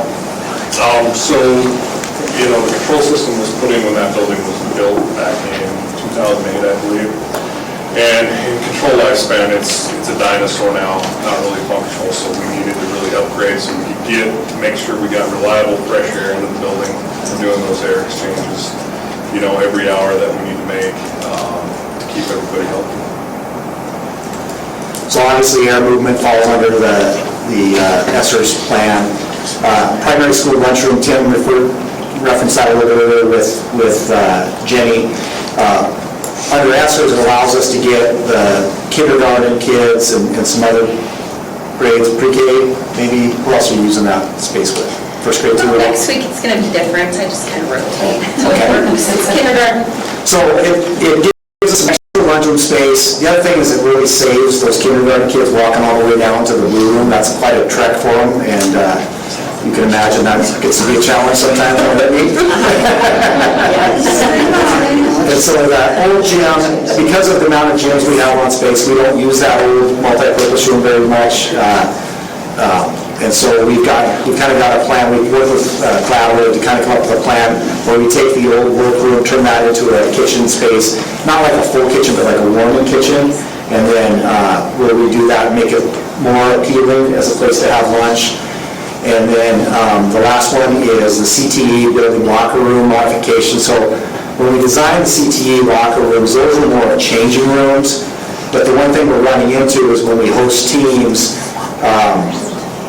instead of stacking them in the locker rooms, with COVID, it becomes a situation where we don't want to put different teams in the same locker rooms at all.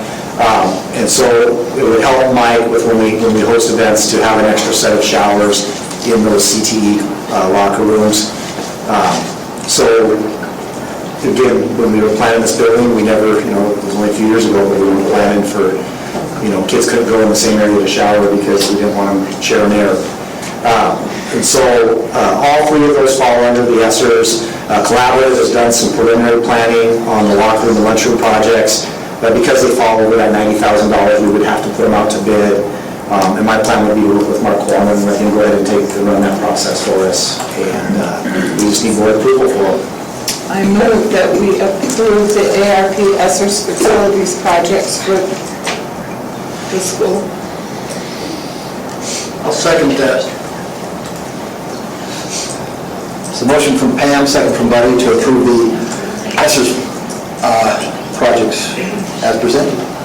I should clarify, when I talked about the CT building locker rooms, I talked about like when we host things, it's also for our kids too. So our boys basketball team isn't using the same locker room as our wrestlers are, just in case we have, a situation. The more we can spread kids out, the better off we'll be. Is there any questions, comments from the public? I was told that we couldn't have tournaments here because of the locker room setup. It's always COVID, right? Related? We've hosted state tournaments. Yeah, that's what I thought, but... And we got volleyball coming up. Yeah, okay. Glad it's just COVID. Any questions or comments from the board? All in favor, say aye. Aye. And those opposed? And that motion carries. Wilson County Sheriffs. Last year, we had an agreement with the sheriffs to provide an SRO, and through the county attorney, they never got the agreement to us and approved. And so I kind of pushed back on them a little bit, because with our SRO last year, we ran into some situations where outside of his control, and really outside the sheriff's office control, we had some issues where, some extended periods where he was not here on campus for different things. And so we pushed back on them a little bit, and instead of the full, I think it's $70,000, they agreed to a reduced amount, which is $30,000. And so, but because you guys never signed a contract last year, we need to get board approval to make that payment to them. We did receive the services, probably far beyond the $30,000, but we pushed back on that, and they were good to work with us on it. So are we still getting a full-time SRO? Yes, this is for last year, this is last year. Oh, this is for last year? Okay. Yeah, last month we approved the contract for this year. Right, I remember that. Move to approve payment to the Elson County Sheriff's Office for the 2020-2021 SRO. I'll second. So it's a motion from Kat and a second from Sylvia to approve the payment to the Sheriff's Office for the 2020-2021 SRO. Got that, everyone? Any questions or comments from the audience out there? And any questions or comments from the audience? All in favor, say aye. Aye. Those opposed? And that motion carries. Creation Native American Club. So we have a group of students and sponsors that are interested in starting a Native Land Nations Club is what they're going to call it, under policy 3550. Gordon, do you want to talk about this at all? Yeah, we're fortunate to have a couple parents and students that are interested and have a strong desire to have the Native American Club here. Talking about Native American culture fits in very well with our Indian Education for All. And so the plan would be to meet every Wednesday morning from 8:30 to 9:30. Do it during that late-in time, which would work real well. And that way it's not conflicting with activities that way. And so that's our plan that we have going forward with that. So, and there are people that are involved in some different organizations and buildings as well and have experience in getting clubs like this going. So I think it'll be a great benefit to our students. And it is not only open to Native American students, it's open to any background or demographics. I move to approve the creation of the Native American Club. I'll second it. Motion from Sylvia, second from Pam to create the Native American Club. Any questions, comments from the audience? Any comments, questions from the board? All in favor, say aye. Aye. And those opposed? And that motion carries. CSCT.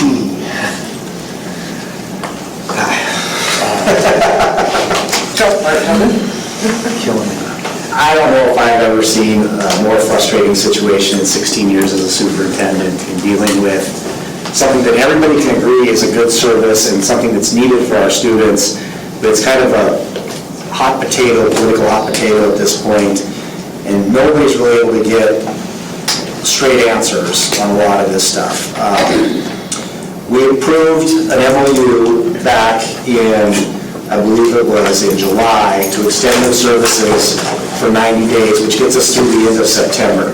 CSCT is the counseling program that we have through Aware that helps our most needy kids, our kids that are most in need of mental health support, behavioral support, those type of things. It really takes a lot of, it frees up our counselors, for one, and our principals a lot to be able to work with the rest of the population in their buildings. The legislature put quite a bit of money as kind of gap funding to this program so that we could get it sorted out. And back in July, we talked about as long as that gap funding was available, we probably wouldn't have to take on the full brunt of that cost. And so there's still, it's hard to get a straight answer from OPI on this, but we believe that there's still enough gap funding that we won't have to worry about getting us through till the end of December. Now, I do have money budgeted for this. Worst case scenario, we think this could cost us $13,000 a month, and we could utilize some money we have in flex in a worst case scenario. So if we find out next week that, it's always plan for the worst and hope for the best. If we find out next week that OPI is out of money, we have the funds to fund this program through the end of December. I'm fairly confident, I think Don is as well too, that there is money in OPI that will get us through these next 3 months. I'm seeing Representative Inman nodding. And so I would like to extend this contract through the end of December for another 3 months. Don and I are meeting with the CEO and Lori as well from Aware on Friday to go through it. One of the things is the mental health folks, they talk on their side about, well, you're going to get this money back, but part of the problem is we get it back and it has to go into a 115 account.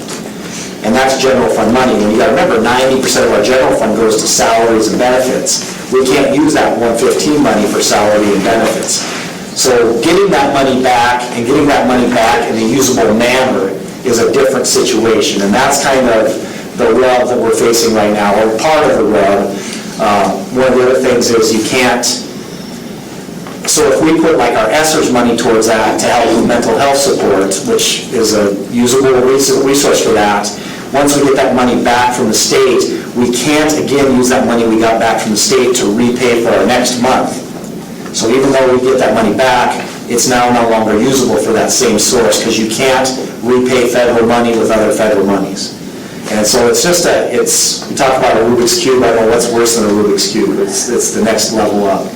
And so it's a sticky wicket. It's frustrating. And there's not one of our educators in this room that would tell you that these people don't certainly help us out as far as being able to help our most needy kids from having meltdowns and disrupting the rest of the classes. If this goes away, those kids will be without their safety net, and basically every classroom we have will probably be disrupted in one way or another over the course of second semester if we get to that point. So we're doing all we can to continue to work with Aware. We're hoping that extending this 3 more months will help us get to a more permanent solution. Don, did you want to add anything more on that? You know, I went to every webinar they've had and I still don't understand. Nobody calls you back from OPI now, so I actually got a call Thursday at the doctor's office from the assistant superintendent of public instruction, and I just asked her flat out, in the end, is this going to cost us money? Because that's all I care about. I said, no matter what you guys are saying, it doesn't sound like this is ever going to be good for us as far as putting federal money in, getting federal money back, and there's no way to recoup that. And she said, yes, at some form or another, this is going to cost you money. And I said, that's what scares me. But right now, DPHHS came up with some money to help boost the gap money that the legislature put in, so they haven't spent a ton of that money to keep the programs going. So right now, she assured me we're okay. So through December, but it just makes me nervous because I don't want to get a call in October that says, oh, well, we made a mistake in that, 1.8 million's gone now. Because this supports the entire state for 180 CSCT programs. So one of the issues that goes along with that, and what the Icetown districts do, is just use their ESSER's money to pay for these folks. And that's only sustainable for 3 years. But on the flip side of that, you're paying $3, 3 times what you're paying right now. So that does not make any sense to me fiscally for us to pay 3 times what the market rate is by using monies that we could put elsewhere for other support services and those type of things. Sue, any updates from the legislative side of this? Thank you. So it was never the legislature's intent to remove funding for... And I think we all read that. Yeah. So I did receive a couple of phone calls and emails last week. I think one was from a parent and one was from a staff person here expressing their concern about the program. I forwarded those emails on to Superintendent Arnson as well as her Chief of Staff, and I did hear back from the Chief of Staff that, you know, they're diligently working on it, and it's still in process. You're right, it's a Rubik's Cube of a funding issue that they haven't figured out yet. But they recognize the importance, they value, you know, the program, and I believe that it's going to continue. And as I said, the intent of the legislature was that the program continue. It was never to stop that program. So we're just going to keep, you know, I encourage people to call me or email me. It's helpful because then I just shoot those on to OPI and say, look, this is important and this is what I'm hearing from folks here in my community. So I know it's frustrating, but hang in there. So what I'm asking for tonight is the permission to extend that contract with Aware by 3 more months. I move to extend the contract with Aware for 3 more months. I'll second that. So a motion from Pam, second from Buddy. Got I put them on the wrong sides of that. So a motion from Kat, second from Buddy, to extend CSCT services for 3 more months. Any questions or comments from the audience? And any questions, comments from the board? It's something we have to somehow keep alive. We're going to keep doing this Well, piecemeal problem. Aware was nice because prior to Aware, we couldn't keep a full staff, and Aware has done. They've done a much better job. Much better job, so to lose this is really going to be challenging because the prior people we had just couldn't ever keep us staffed. And I think at $13,000 a month, it's a bargain.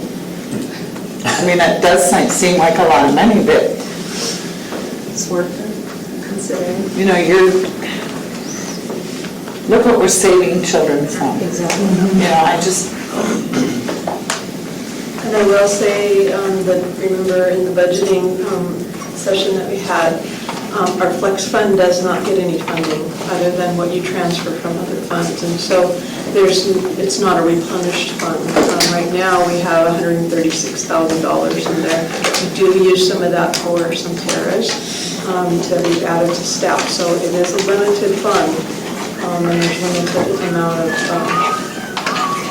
resources available for that. So when Tobin says he has it budgeted for the 21-22 school year, when Tobin tells us that he has it budgeted for the 2021 school year, It's out of flex. It's out of. It's out of flex, so flex I is... realize we have money in flex. We have money in flex. What we're saying is we don't get additional money into flex, so if we have to spend that $40,000 out of flex, that money doesn't come back. We don't get it Money's back. gone, and there's no way to replenish it. So it is a little safety net, that flex fund has been a little safety net for you in case that we had emergencies or we needed extra paras or things like that. So that is one funding source that will go away as you reduce it with spending it on CSCT.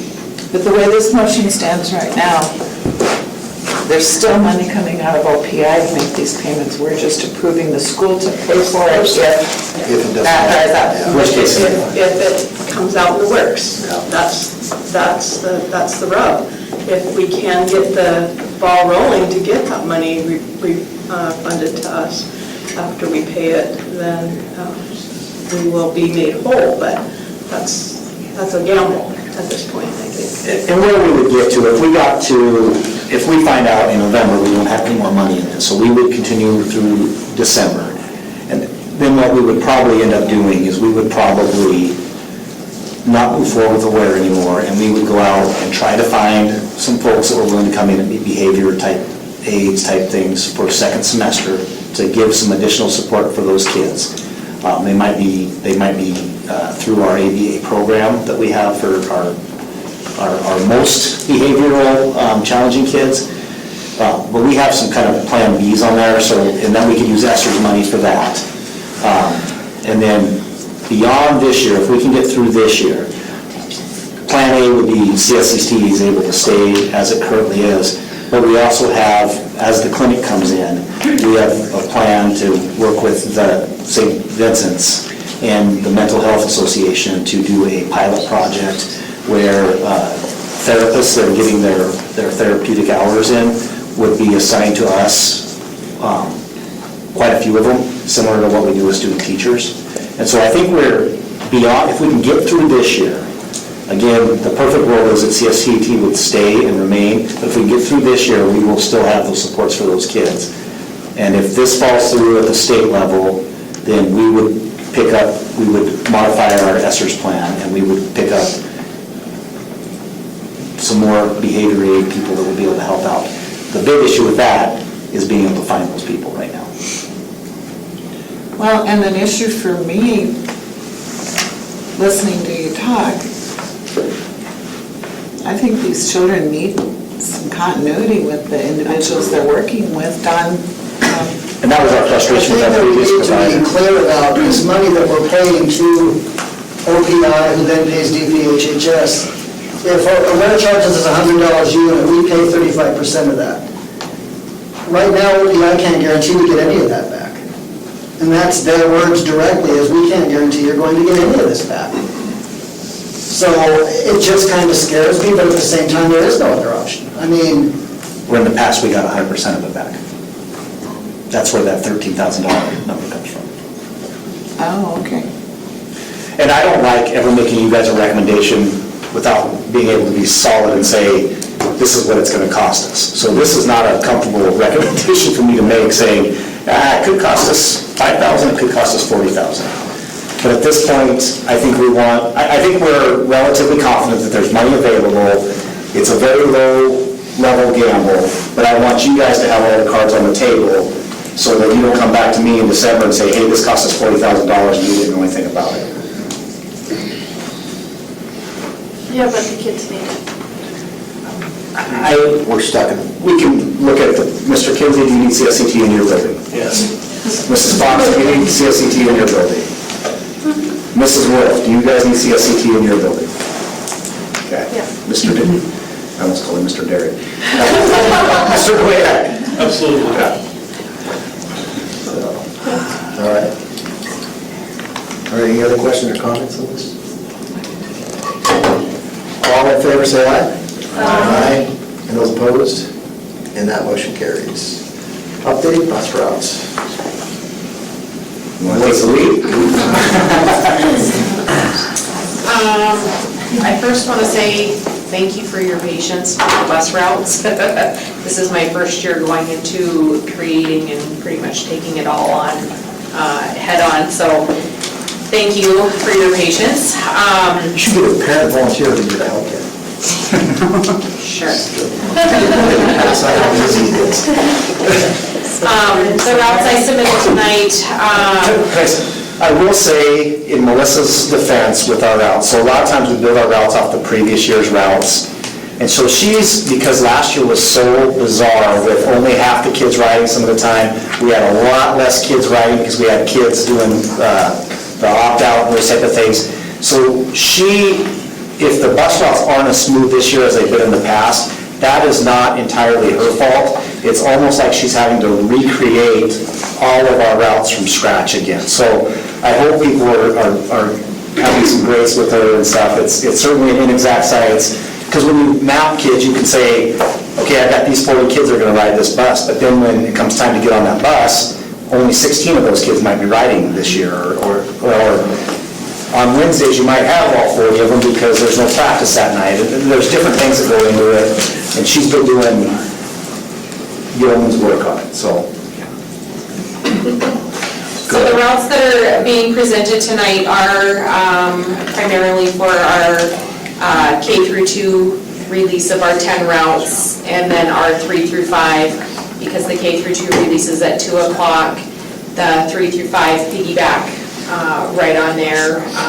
And because of our ranch runs and our sped runs, we had to go from all 12 buses down to 10 because our other buses are doing our ranch run and our sped run.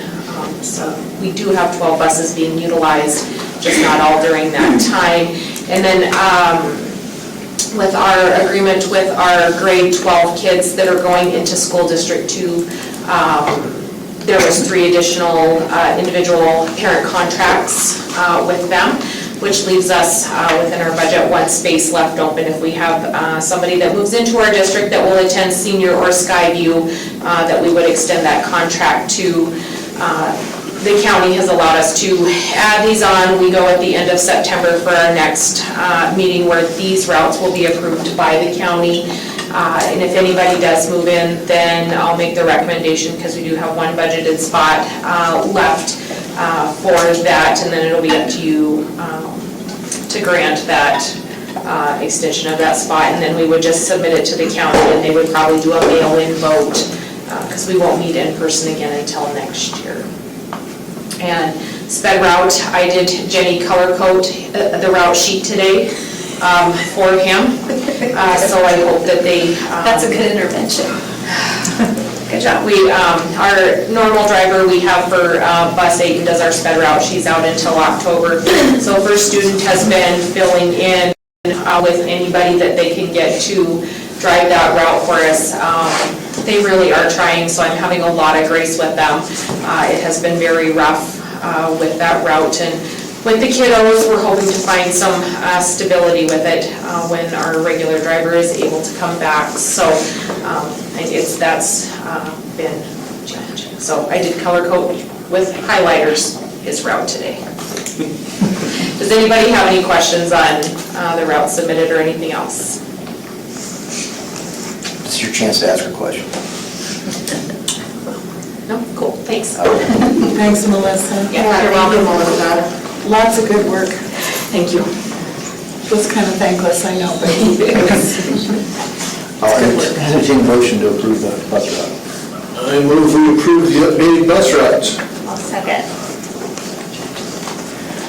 So it's a motion from Buddy, second from Sylvia to approve the updated bus routes. We need to have the, can you add in the individual transportation contracts for that, please? And the individual transportation contracts. Second. All right. So you got that over there, Warren?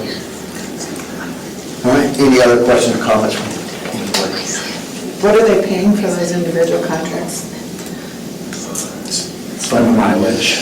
It's by mileage, so I put it in a formula. The longest one we have is, I believe, 10 miles one way, so that's about $441 per semester.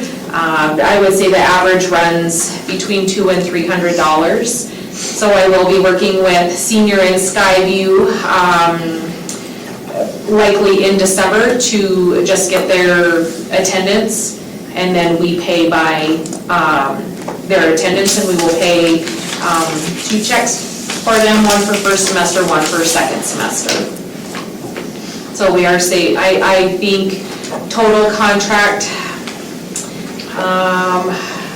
is around maybe $5,500 for all of our individual contracts. Don't quote me on that exact number, because I know it's not exact, but It's a lot less than 100,000. It's 100,000 to run those 2 buses for the year. And last year we had minimal kids riding, so that's why it went to this year. And these are the children that we committed to paying their busing services? Grade 12 kids only. Right. Yeah. So if there are younger children going to SD2? That's on them. Their parents have to transport, and we are not paying. Could they pay for a place on the bus? There are no buses, there's no bus route running. We're compensating them. Yeah, they're driving themselves. And another part of the factor was a lot of the kiddos are working, so they're driving anyway. They weren't riding the bus, but maybe once or twice a month, because they were in activities, they're working, they have appointments and things like that. So I did a lot of looking back through last year's route sheets and counting kids and trying to find patterns to see is it worthwhile. And you know, we did have a couple kids that were consistently riding, but this year they're driving. All right. And this is our way of getting out of having to provide a bus. Yeah, so the 2 buses, because we had the 2 high schools to go to, $50,000 a route, so we were paying $100,000. So each taxpayer here was paying 4 mills for those bus routes. And so this was we had some parents that were upset about it, but they were able to find ways, we're paying them, and they were able to find ways for kids to carpool and different things and stuff. And Melissa also worked with School District 2's transportation director, and we do have 1 or 2? We have 1. Getting picked up at the Hillside Village by the Skyview bus, or senior bus, because it goes out to Moran to pick those kids up, and so we've given them permission to pick that child up, and then we're paying them $200. It was $150. And that was the that price that reciprocal they for us allowing the drive to our district to go get those kids? Yeah, yes. They voluntarily did it.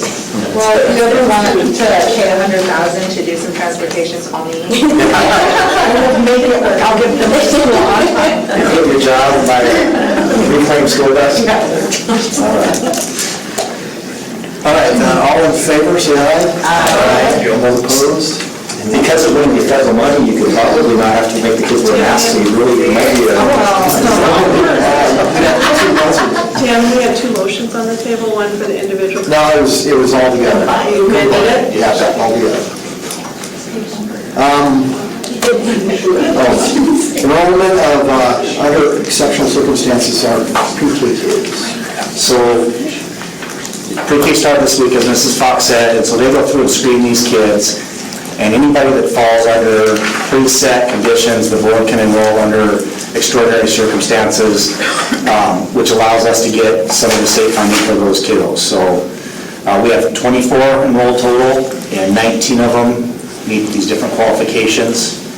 And so I recommend that we approve these 19 kiddos so that we can count them in our A and B. I move that we approve enrollment of students under exceptional circumstances. So motion from Pam, second from Sylvia to approve the enrollment of the students under exceptional circumstances. Any questions or comments from the audience? Any questions, comments from the board? Yes, we have 19 students listed here.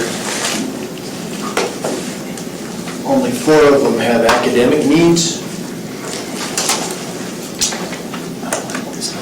And 5 of them have service needs. Yeah, so one of the subcategories that we can enroll them under, and that's what she has in her academic needs, is if they're potentially gifted and talented, so if they test to that point. So that's one of their, and that's what the academic needs means on there, it's gifted and talented. An IEP is a kid that's a special ed student that's already got an established IEP. So that's sometimes a kid coming up from our special ed preschool. Or for speech.